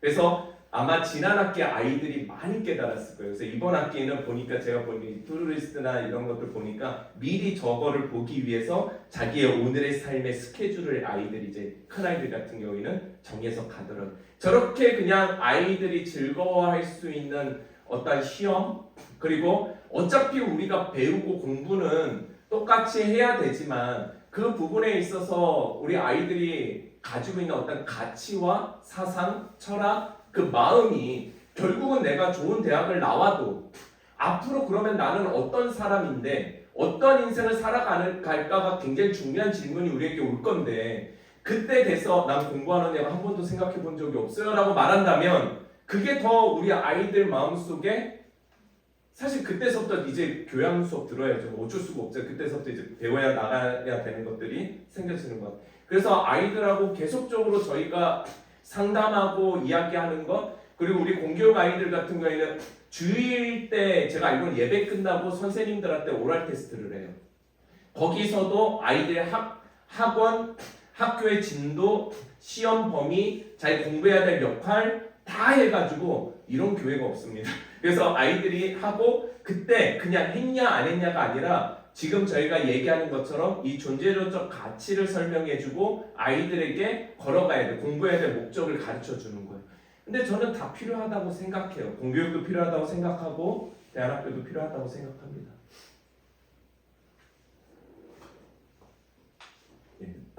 네, 똑같은데요. 저희는 이제 마지막에 이제 아이들 테스트하는데 시간도 아이들이 정합니다. 아이들이 정하는데 이놈들은 점심시간을 자기네들이 정한 거예요. 선생님들이 이때 막 시킨 게 아니라 뒤에 보면 밥 먹고 있죠 애들. 밥 먹고 있고 왜 지워 보이고 야 니네 뭐하냐 막 이런 표정이잖아요. 그러고 있고 애들은 지금 자기 이거는 아마 그 마지막 파이널 테스트가 아니라 아마 단원 테스트를 할 거예요. 여기서 아이들이 몇 점이 나와야 되죠? 똑같이 80점이 안 나오면요 좀 잔혹하지만 한 단원을 풀려면 시간이 꽤 걸려요. 이걸 연필로 쓰게 하거든요. 다 지워요. 다 지워요. 처음부터 진도가 다시 나가는 거예요. 그러면은 보기 싫었던 EBS 선생님을 다시 마주해서 그 단원을 다시 들어야 돼. 다시 듣고 근데 속도는 좀 빠르게 있어. 그래서 저희는 뭐냐면은 빠르게 가는 아이는 있지만 포기하는 아이는 없다. 그래서 느리게라도 끝까지 완주해야 된다. 그래서 저렇게 머리를 뜯어오면 탈모 오는데 네, 그래서 저렇게 하고 있고요. 예, 주화입니다. 이게 주어머니 여기 있는데 이게 이제 선생님과 아이들이 한 학기에 2번 정도 만나나요? 예, 2번 정도를 약속 시간을 정해요. 이것도 아이들이 정하는 거 슬퍼하고 있죠. 직면해서 그래요. 자기가 잘못한 게 있고 좀 있으면 영상 나오니까 볼륨 올라가 있죠. 자, 그래서 이게 한번 읽어볼게요. 부모와 스승은 시작. 부모와 스승은 아이들의 거울입니다. 가르치려 하지 말고 어른이 가지고 있는 뜻과 기준이 삶으로 나타나 아이들을 관리에 세웁니다. 집에서 잔소리하지 마세요. 아이들 잔소리는 아이들 교육이 아닙니다. 예, 그거는 잔소리해서 아이 잘 됐다라는 얘기를 저는 한 번도 본 적이 없어요. 그거는 아니에요. 그게 아니라 아이들에게 기준을 세워주세요. 근데 그 기준을 세운다는 거는 아이에게 세우는 게 아니라 부모가 기준을 세워서 살아가면 그 기준을 아이들이 따라오게 되어 있습니다.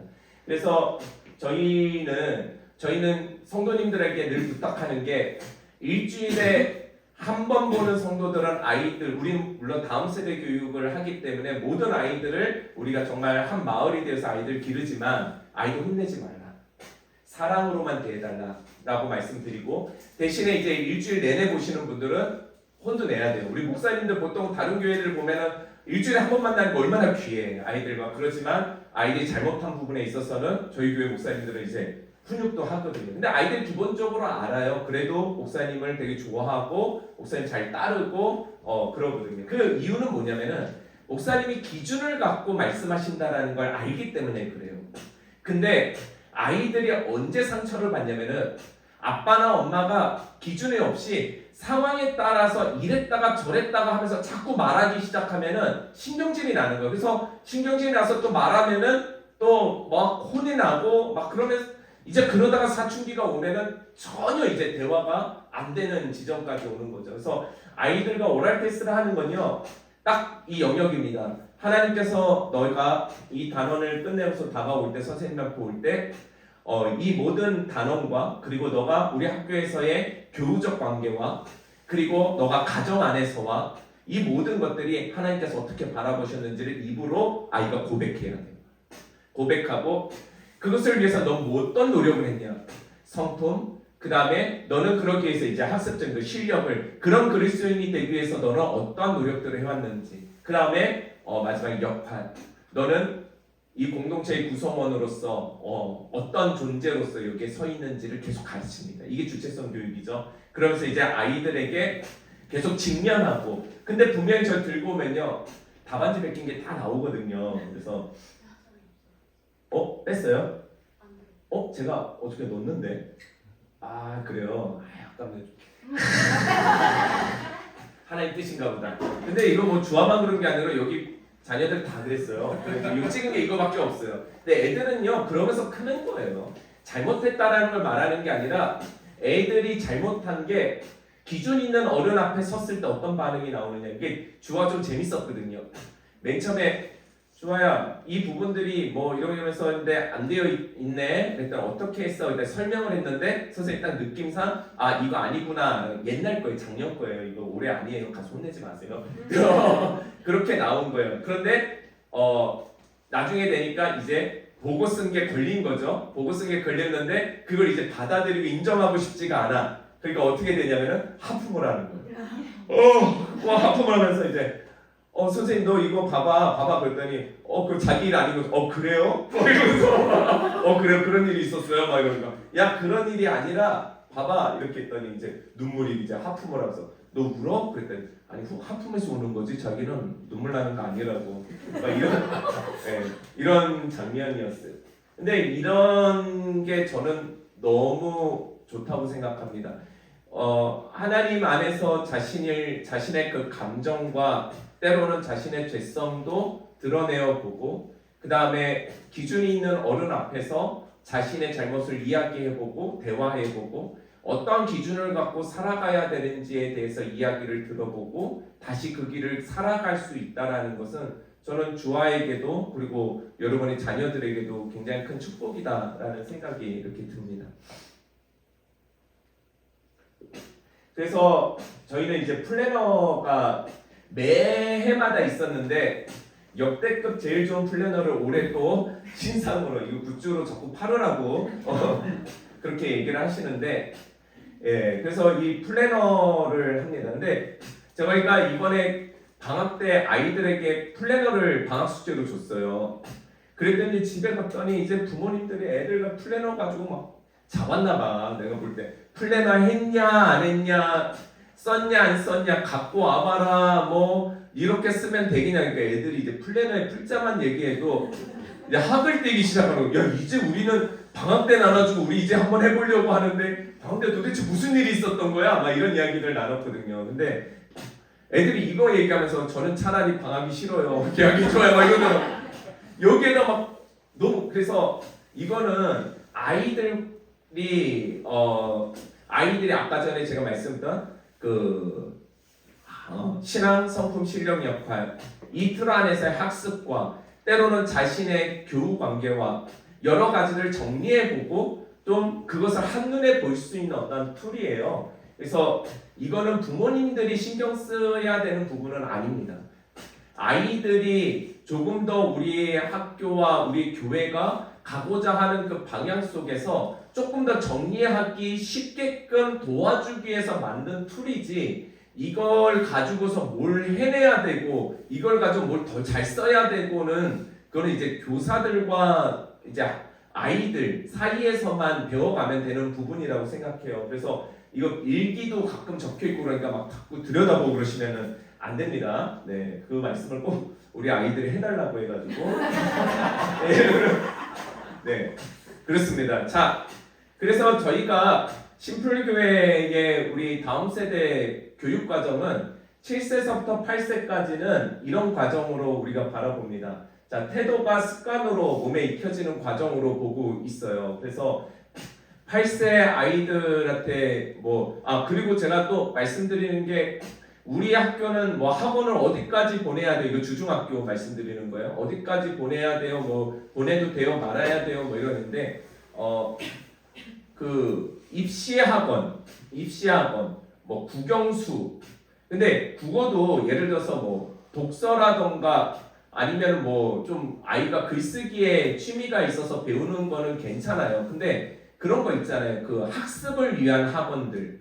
그런 학원은 저희는 다니면 안 되고요. 뭐 그렇게 하면 안 되고 근데 뭐 영어를 아이들이 조금 더 아이들이 잘 하고 싶어서 뭐 한다. 그럼 영어는 뭐 괜찮아요. 그 앞으로 살아가는 데 있어서도 그런 악기라던가 체육이라던가 이런 것들은 얼마든지 괜찮습니다.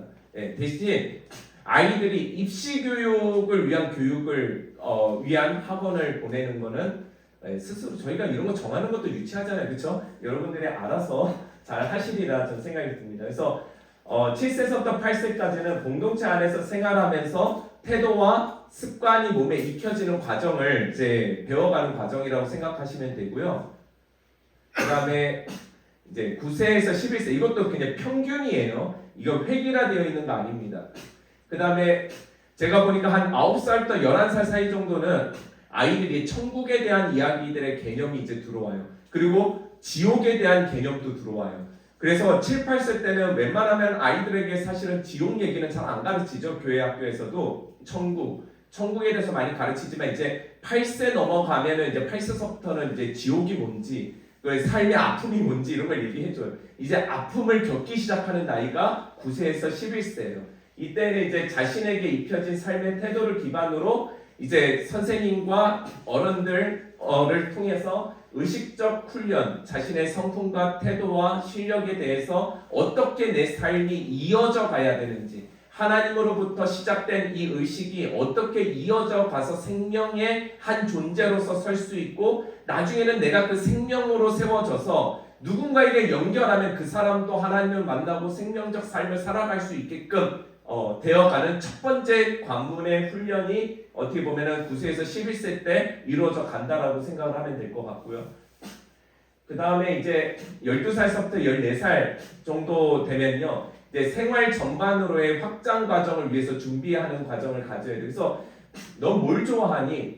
너는 뭐 할 때 뭐가 가장 행복하니? 제가 얼마 전에 서윤이 살짝 불러서, 진짜 보통은 서윤이가 저를 많이 찾아오는데 제가 서윤을 오랜만에 불렀어요. 그래서 서윤아, 너 요즘 너 뭐가 제일 힘드니? 그러니까 엄마와의 관계요 막 이러더라고. 그렇구나. 엄마랑 안 맞아? 원래 태어날 때부터 안 맞았어요. 그렇구나. 그래서 서로 그래도 지금까지 살아온 것이 기적이고 참 감사하다고요. 그렇죠. 그러니까 너는 엄마를 어떻게 생각해? 자기는 엄마를 너무 사랑한대. 엄마를 너무 좋아하는데. 그래서 엄마한테 자꾸 이렇게 바라고 싶은 게 이렇게 있는데 그게 안 채워지는 거지. 그 어떤 이 말이거든. 결국 말 한마디 잘하고 있어 이런 말인데 참 해줘. 자, 그래서 서윤이한테 물어봤어요. 넌 요즘 뭐가 행복하니? 근데 저는 드럼을 칠 때 제일 행복해요. 그럼 피아노 드럼 다 칠 때 힘들지 않아? 그래서 어저께 제가 어린아이처럼 엄마한테 때를 쓰고 울었대, 중학생이. 그래서 왜? 그랬더니 그냥 자기가 생각할 때에 그런 거예요. 뭐 비밀 얘기는 아니에요. 자기가 생각할 때 엄마의 말이 너무 이해가 되는 거야. 엄마의 말이 너무 이해가 되고 그게 또 하나님의 음성처럼 또 들려와. 근데 자기 안에 있는 또 어떠한 지점들이 자꾸 꿈틀꿈틀 죄에 꿈틀꿈틀거리는 그 마음들이 너무 괴로운 거야. 그래서 그게 요즘은 제일 괴롭다. 그것을 직면하고 가는 것이 괴롭다. 그런 얘기를 하더라고요. 그러면서 제가 이렇게 손을 얹고 기도해 줬어요. 그러면서 이제 생활 전반의 확장의 과정 속에 이제 서윤이가 있는 것 같거든요. 그래서 아이에게 그런 부분들에 대해서 이야기하면서 그러면은 너는 요즘 뭘 할 때 제일 행복하냐 했더니 드럼이 제일 행복한데 그거 한번 배워보면 어떻겠냐 했더니 배워보면은 자기는 되게 실증을 잘 내는 스타일이라서 또 실증을 낼까봐 걱정이 된다라는 거예요. 와, 근데 그런 말을 한다는 게 너무 멋지지 않아요? 어머니 어떻게 생각하십니까? 너무 멋지잖아요. 그래서 제가 해준 말은 딱 그거예요. 괜찮다. 네 나이는 다 해봐야 되는 나이라고 생각해. 근데 그게 네가 길이 아니라고 해서 바꾸는 건 괜찮은데 네가 시작했는데 이제 어린아이처럼 귀찮고 하기 싫고 막 실증 내고 이런 개념이 아니라면 목사님은 너는 다양한 것들을 경험하는 것들이 좋다라고 생각을 한다. 그래서 얘기 들어보니까 이제 자기 학원 다니기로 했다고 엄마랑 아빠 밀어주기로 했다고. 그래서 야, 밀어줄 수 있는 부모님이 있을 때 열심히 배워라 이렇게 얘기를 했어요. 그래서 이렇게 확장이 되어 간다라는 거 아시면 좋겠고요. 이제 15살, 17살 되면은 저희가 한 17세 정도 끝나면요 그 주중학교 같은 경우에는 고등 그 검정고시는 웬만하면 그냥 끝내려고 해요.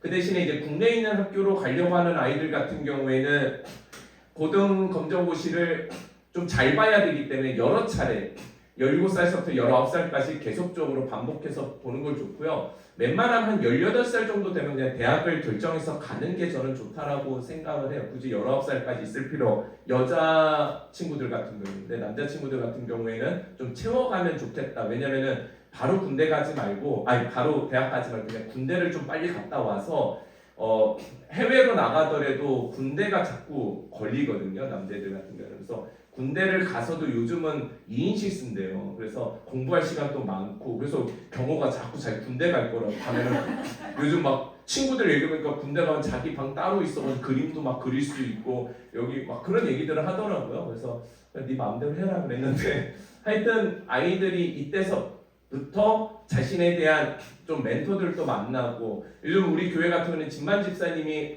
청년들과 고등학생들 아이들의 진로에 대해서 상당히 상담도 많이 해주시고 아이들도 직장에 대한 어떤 경험에 대한 이야기들도 많이 해주시고 청년들이 굉장히 감사하게 생각하고 있는 걸 제가 잘 알고 있는데 이때서부터 다양한 좀 멘토들을 좀 만나보고 자기가 이제까지의 우리의 교회 학교를 통해서 배워왔고 생각했던 그 의식들이 이제는 정말 진학을 위한 결정이 아니라 진로를 위한 내가 어떤 사람으로 살아가야 되겠다라고 생각하는 지점에서 진학을 선택했으면 좋겠고 근데 저는 진로가 결정된 놈들은 진학을 잘 안 할 거라고 생각이 들거든요. 보통 이제 좀 회사 가서 일을 배우고 오다가 필요로 해서 선택할 수 있는 아이들도 좀 나왔으면 좋겠는데 우리 졸업생 중에선 그런 친구들이 있어요.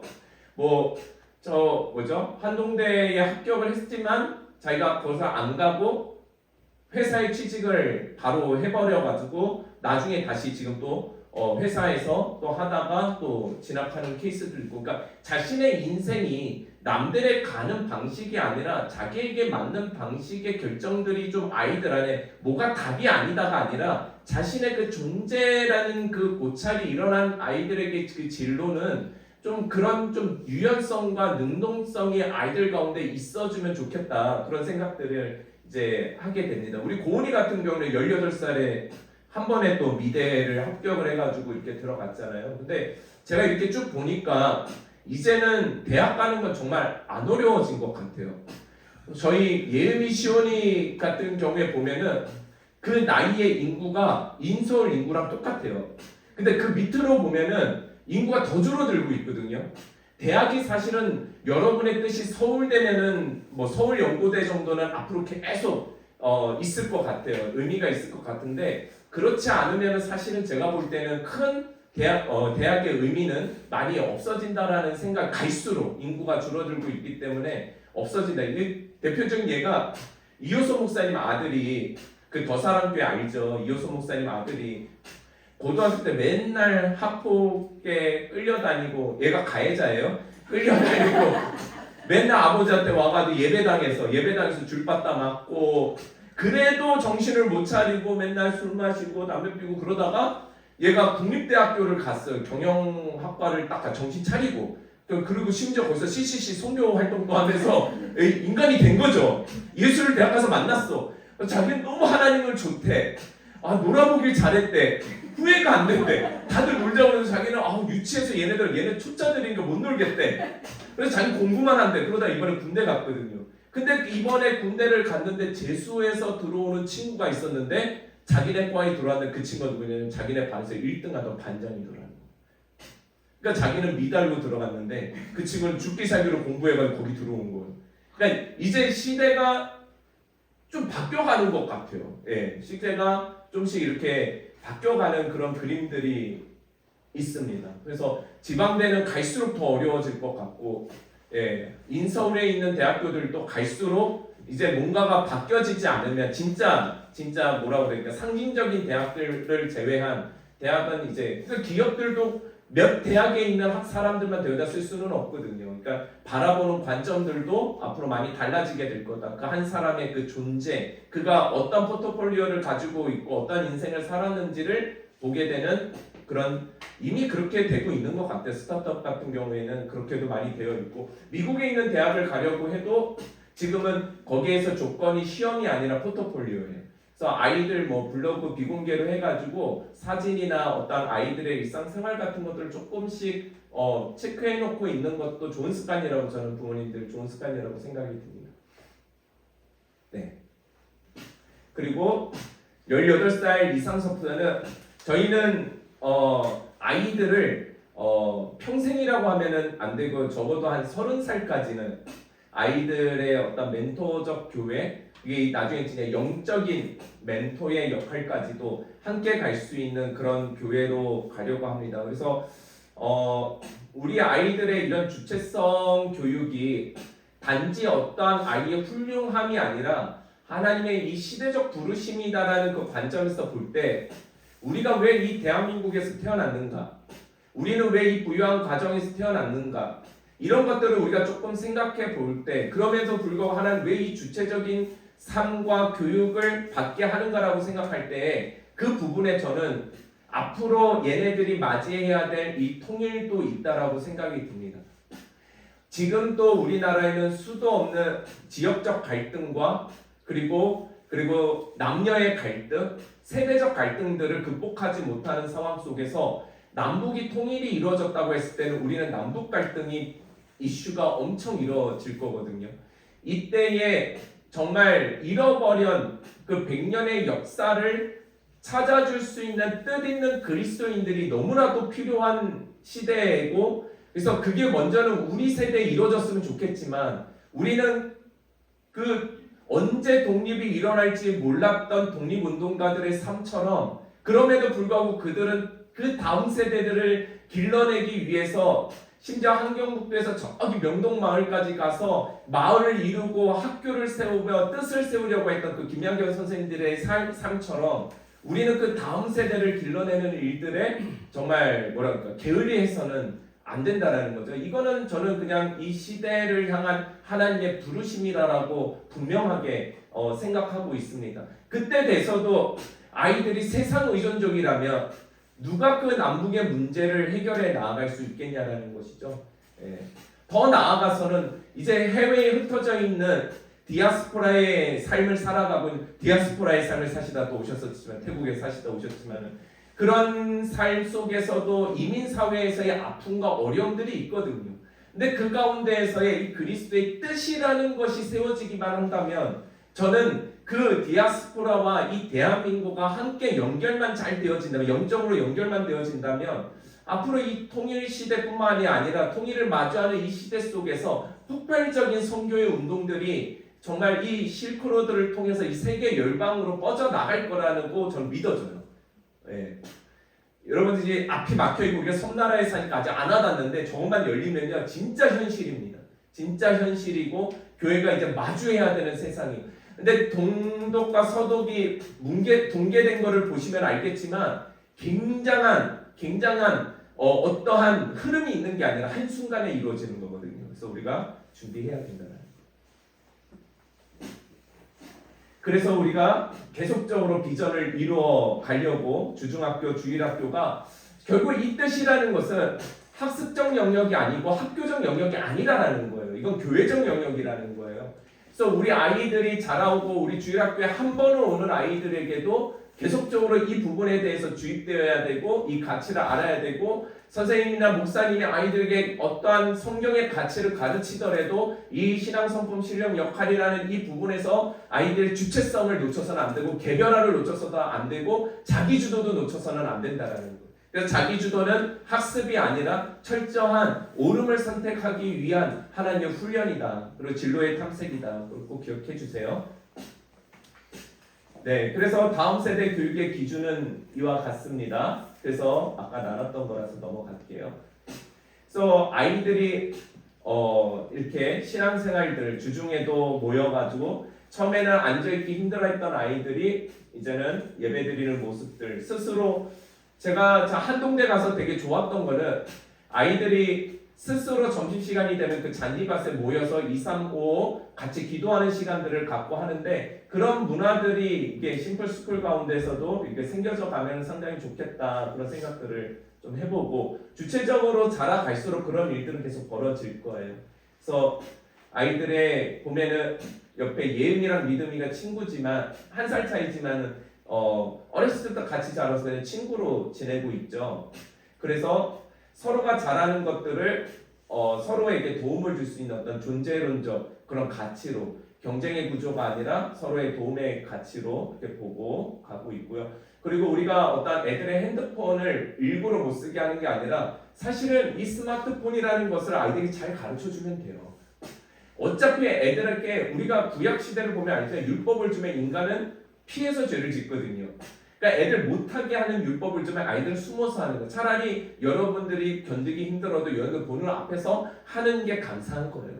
그래서 대신에 잔소리가 아니라 옳은 기준을 가지고 아이들에게 이것이 왜 필요한지 이 시간에 왜 필요하지 않는지에 대해서 그 기준을 정해주는 것 그리고 같이 그 기준을 세워보는 일들이 중요하죠. 그래서 교회 학교에 오면은 주일날 또 아이들이 오면 스스로 핸드폰을 내려놔요. 주중도 마찬가지예요. 근데 강압적이지 않습니다. 자기네 핸드폰이 옆에 꼭 있어야 된다면요 선생님과 목사님이 다 기다려줘요. 그러면 끝까지 차고 다녀요. 근데 하나님은 하나님만을 도전내는 태도를 지키는 사람이 될 것이다. 나는 하나님의 마음을 닮아 따뜻함과 사랑을 전달하는 실력을 갖출 것이고 그 실력으로 결핍에 빠져 방황하는 사람들을 구할 것이다. 하나님의 자녀로서 가정에서 사랑으로 행동하고 나에게 주어진 시간을 허투루 쓰지 않으므로 가정에 도움이 되는 역할을 할 것이다. 또 하나님께서 허락하신 자리를 감사하는 마음으로 사랑하며 섬길 것이다. 동생들 앞에서 자신의 하나님께 다짐을 그 비전을 선포하는 시간을 우리가 꼭 갖습니다. 그래서 다 찍었어요. 다 궁금하시죠? 안 보내줄 거예요. 애들 너무 잘 하고요. 근데 굉장히 중요한 거죠. 우리가 그리스도인으로서 자신이 어떤 삶을 살 건지의 공동체 앞에 서서 사실 간증보다 더 중요하다고 생각이 들어요. 이런 비전의 선포라는 것 자체가 이런 식으로 되어 있어요. 한번 훑어만 보시고 넘어가겠습니다.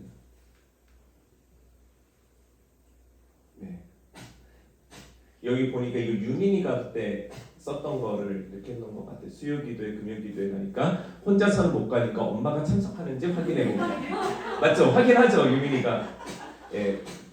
그래서 동생에게 친절하게 말하기, 뭐 이런 거 다 적혀 있어요. 그리고 이제 투두리스트 같은 경우에도 보면은 이렇게 적어서 간다라는 거.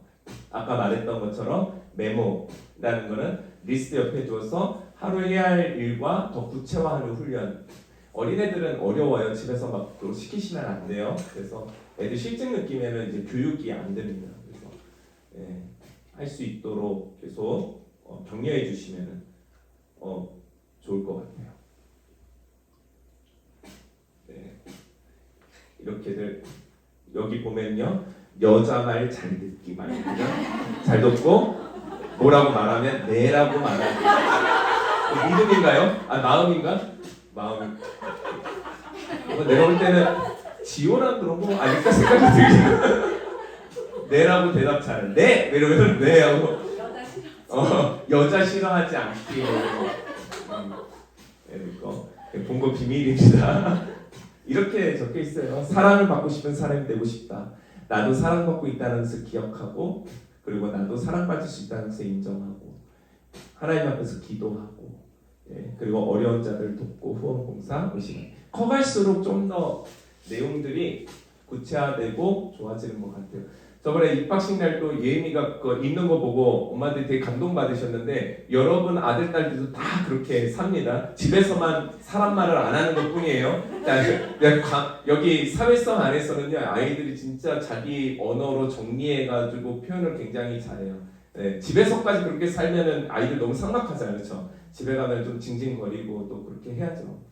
자, 그래서 우리가 주일학교와 주중학교 아이들은 의무적으로 한 달에 한 번씩 역사 탐방을 다닙니다. 그래서 저는 유민이가 계속 커도 왔으면 좋겠다 그런 생각이 들고 그런 생각이 듭니다. 그래서 아이들하고 다 제주도 역사 탐방, 뭐 캠프 계속 다니고 있고요. 항상 역사 탐방을 가는 이유가 그거예요. 우리는 지금 누군가의 역사 위에 살아가고 있다라는 거거든요. 그러니까 우리 아이들에게 얘기하는 건 그거예요. 너희의 오늘의 하루의 삶이 누군가는 또 살아가야 될 누군가에게는 너희의 삶이 역사가 될 수 있다. 그러니까 오늘의 삶을 허투루 살지 마라. 오늘에 뱉는 말도 신중하고 너희들이 생각하고 행동하고 너희가 품은 그 뜻과 마음도 누군가에게는 다시 그 역사가 되어 살아가는 힘이 될 것이다. 그걸 끊임없이 이야기하는 자리라고 생각하시면 돼요. 그래서 그들의 사고와 생각들, 그 시대를 바라봤던 마음과 품었던 뜻들이 어떻게 그 시대에 그런 마음과 사고를 가질 수 있었는가? 그렇다면 우리는 왜 안 되는가? 그런 것들. 근데 저는 다양한 이유들이 있다고 생각해요. 아이를 너무 아이처럼 키워서 그래요. 아이를 너무 아이처럼 키우지 말고 아이를 존재로서 키우면 되거든요. 근데 아이를 아이로 키우니까 처음에 이제 애들이 학교에 오면 적응 못하는 게 자기가 물을 이렇게 탁 쏟잖아요. 그러면은 물 쏟았어요 이래요. 그러면은 이제 보통은 뭐 누나들이나 언니들이나 형들이 와가지고 이렇게 도와주고 하는데 그때 배우는 거죠. 물 쏟는 거 집에서는 엄마가 닦아줘도 여기서는 내가 스스로 해야 되는 거야. 그러니까 스스로 하는 법을 자꾸 배워요. 자꾸 배우고 그 기준이 재밌으니까 어떻게 보면 집에 가면 조금 잘난 척도 하고 싶은 마음들도 이렇게 생기기도 하고 그렇습니다. 그래서 아이를 너무 아이답게 키우지 말고 아이를 존재론적으로 키우면 좋겠다라는 게 저의 생각입니다. 그렇다면 우리는 가정에서 아이들을 어떻게 키워야 되는가, 이제 거의 마지막 부분인 것 같은데 어떻게 키워야 되는가 한번 읽어볼까요? 가정교육은 위에서부터 읽어볼게요. 시작. 가정교육은 부모의 삶으로 키우는 것입니다. 달걀은 스스로 깨면 생명이 되지만 누군가의 손으로 깨면 사이가 됩니다. 이 밑에 말을 저희 학교 친구가 알려준 거예요. 우리 주체성 교육한다니까 달걀을 스스로 깨면 그 병아리가 되는데 누군가가 깨주는 순간부터 그 후라이가 된다라는 거예요. 야, 근데 그게 진짜 너무 맞는 얘기다. 너무 제가 이번 책 풀 때도 얘기했던 애들이 너무 맞다고 막 웃고 그랬었는데 가정교육에 대해서 이런 고민 있으시죠? 결국은 부모가 아이들 때문에 속상할 수 있지만은 부모가 아이의 거울이에요. 예. 아이가 이유가 없는 게 아니에요. 대부분의 부분은 우리도 학교에서 아이를 기를 때 아이들 어떤 모습 보면 교사들도 특징이 뭐냐, 자신을 돌아봐요. 그러니까 부모를 돌아봐야 되는 거예요. 자신을 돌아보고 나의 태도나 내가 세운 원칙이나 내가 생각하는 가치나 내가 바라는 점들이 아이에게는 어떤 감정과 마음으로 전달되었을까? 내가 잘해준다라고 다가가는 그 마음이 아이에게는 부담으로 느껴지지는 않았는지, 여러 다양한 부분으로서 자녀와 눈높이를 맞추기 위해서 좀 노력해야 되는 게 있어요. 어렸을 때는 강압적인 게 되는데 이제 한 11살, 12살 넘어가면 이제 강압적인 것이 안 먹히는 나이가 돼버리거든요. 그럴 때는 진짜 부모님들이 생각을 많이 해야 합니다. 그때가 사실은 아이들이 앞으로의 그때 세워지는 자존감이 앞으로 사회를 살아갈 때 가지고 가야 될 자존감이거든요. 근데 결국 그 자존감은 어디서 무너지냐면 가정에서 무너져요. 아이들의 그 자존감은 친구나 학업과 아이들 다툼에서 무너지지 않습니다. 가장 내가 신뢰하고 믿고 의지하는 존재 가운데서 자존감이 무너지는 거예요. 그래서 가정교육이라는 것은 아이에게 무엇을 가르칠까 보다 더 중요한 거는 내가 부모로서 어떠한 기준을 가지고 아이들 앞에 서 있는 존재가 되어야 될 것인가, 그것을 아이에게 가르쳐 줘야 돼요. 그래서 어린아이들 같은 경우는 때 많이 쓰잖아요. 때 쓰는 아이들 보면은 부모가 들어주고 말거든요. 근데 저는 약속을 했어도 때를 쓰면은 들어주면 안 된다고 생각해요. 그건 약속을 지키는 것보다 이미 때를 쓰는 순간서부터는 뭐라 그러죠? 약속이 깨진 거예요. 기준이 깨진 거예요. 그러니까 때를 써주면 사준다라는 게 아니라 너가 오늘 하루에 수고를 통해서 예를 들어서 아빠나 엄마는 사주기로 한 건데 때를 쓰는 부분으로서 신뢰관계가 깨져버리는 거거든요. 그러니까 이거를 아이들이 어렸을 때부터 배우지 않고 그 기준을 배우지 않으면 커서는 뭔가가 되게 어른스러운 것 같은데 한편으로는 굉장히 감성이 어린아이 같은 그런 그 갭 속에서 아이들의 뭐랄까 사회의 이질감을 자꾸 느낀다고 해야 될까, 거기에서 자존감이 자꾸 무너지는 거거든요. 그래서 아이들은 정말 어렸을서부터 떼쓰고 사람 말 하지 않는 것에 대해서 혼을 내지 마시고요, 그냥 바르게 쳐다보세요. 애가 때를 쓸 때까지 그냥 쳐다보세요. 5분, 10분 쳐다보고 눈물이 멈추면 다 울었어? 그래서 야, 이제는 너의 언어로 얘기해봐. 또 울어요? 기다려주세요. 그냥 그게 교육이에요. 기준을 갖고. 오은영 선생님 훈육하는 거 보셨어요? 아이들 그렇게 말 안 듣고 싸우고 막 엄마 물어뜯고 하는데 아니야 하고서 딱 쳐다봐. 그리고 가만히 있어요. 10분, 20분, 30분. 근데 아이가 와서 죄송해요. 아는 거예요. 옳은 것을 선택할 수 있도록 계속 도와줘야 돼. 그 감정과 이성을 가정 안에서도 아이들이 분리되었을 때, 그리고 우리가 정말 사람답게 하나님의 선함을 드러낼 때 우리가 가정에 평화가 오고 사랑이 가득할 수 있다는 그 기준을 배워야 돼요.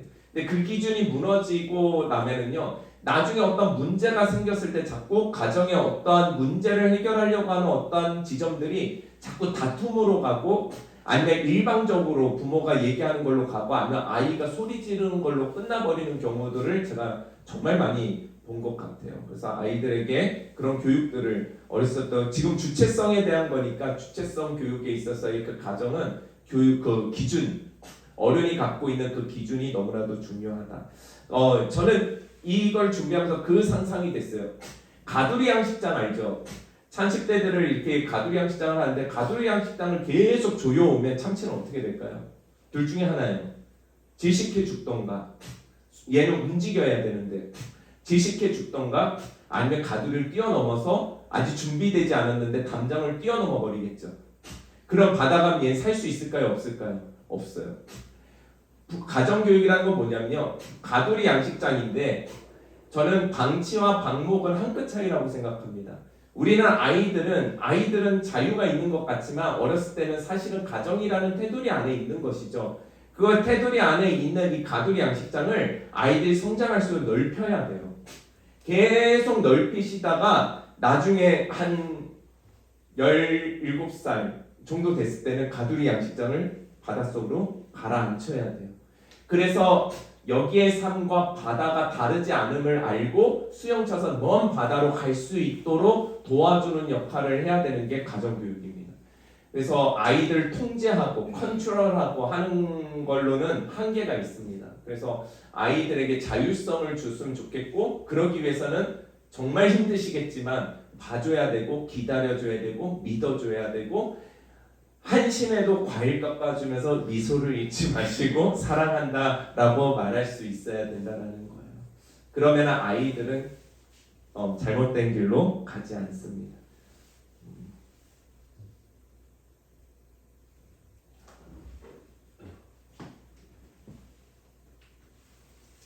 네, 그래서 우리 교회 학교와 가정의 그 연대성에 대해서 마무리하겠습니다.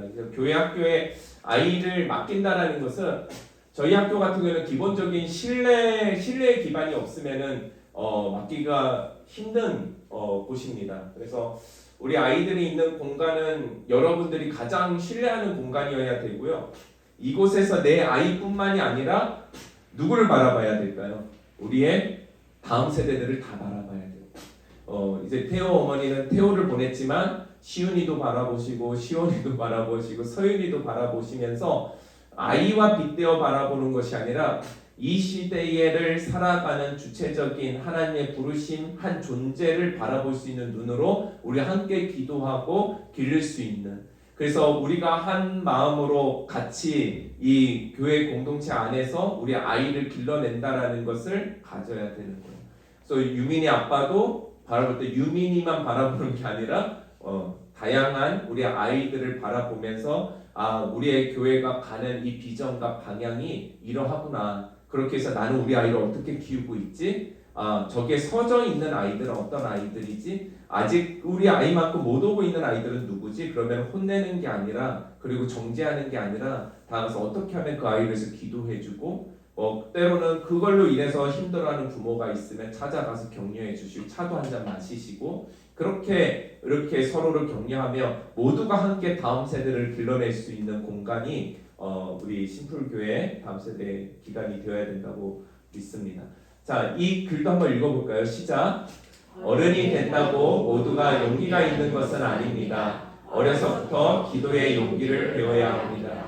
네, 그래서 어렸을 때부터 아이들이, 저는 교회 개척을 하면서 지금까지 살아오면서 제가 변치 않는 믿음이 하나 있어요. 사람은 말로 변하는 것이 아니라 기도로 변화된다라는 것. 한계가 있더라고요. 말로써 변화가 되려면 가치와 경험이 비슷해야지 변화가 일어나는데, 기도로 변화된다는 것은요, 가치와 경험을 뛰어넘는 하나님의 은혜로 변화가 되는 거거든요. 그래서 그 은혜의 공동체가 우리 심플교회가 되어야 될 거고, 그것을 우리 아이들이 어렸을 때 보면서 자라야 될 거예요. 그래서 우리 어른들이 정말 용기 내어 살아가는 그 모습들을 우리 아이들에게 보여주고, 우리 아이들의 이 모든 교육들이, 그 걸음들이, 그래서 그 용기가 되어서 커서도 용기를 잃지 않는 삶, 그런 삶을 살아가는 우리 아이들이 되었으면 좋겠습니다.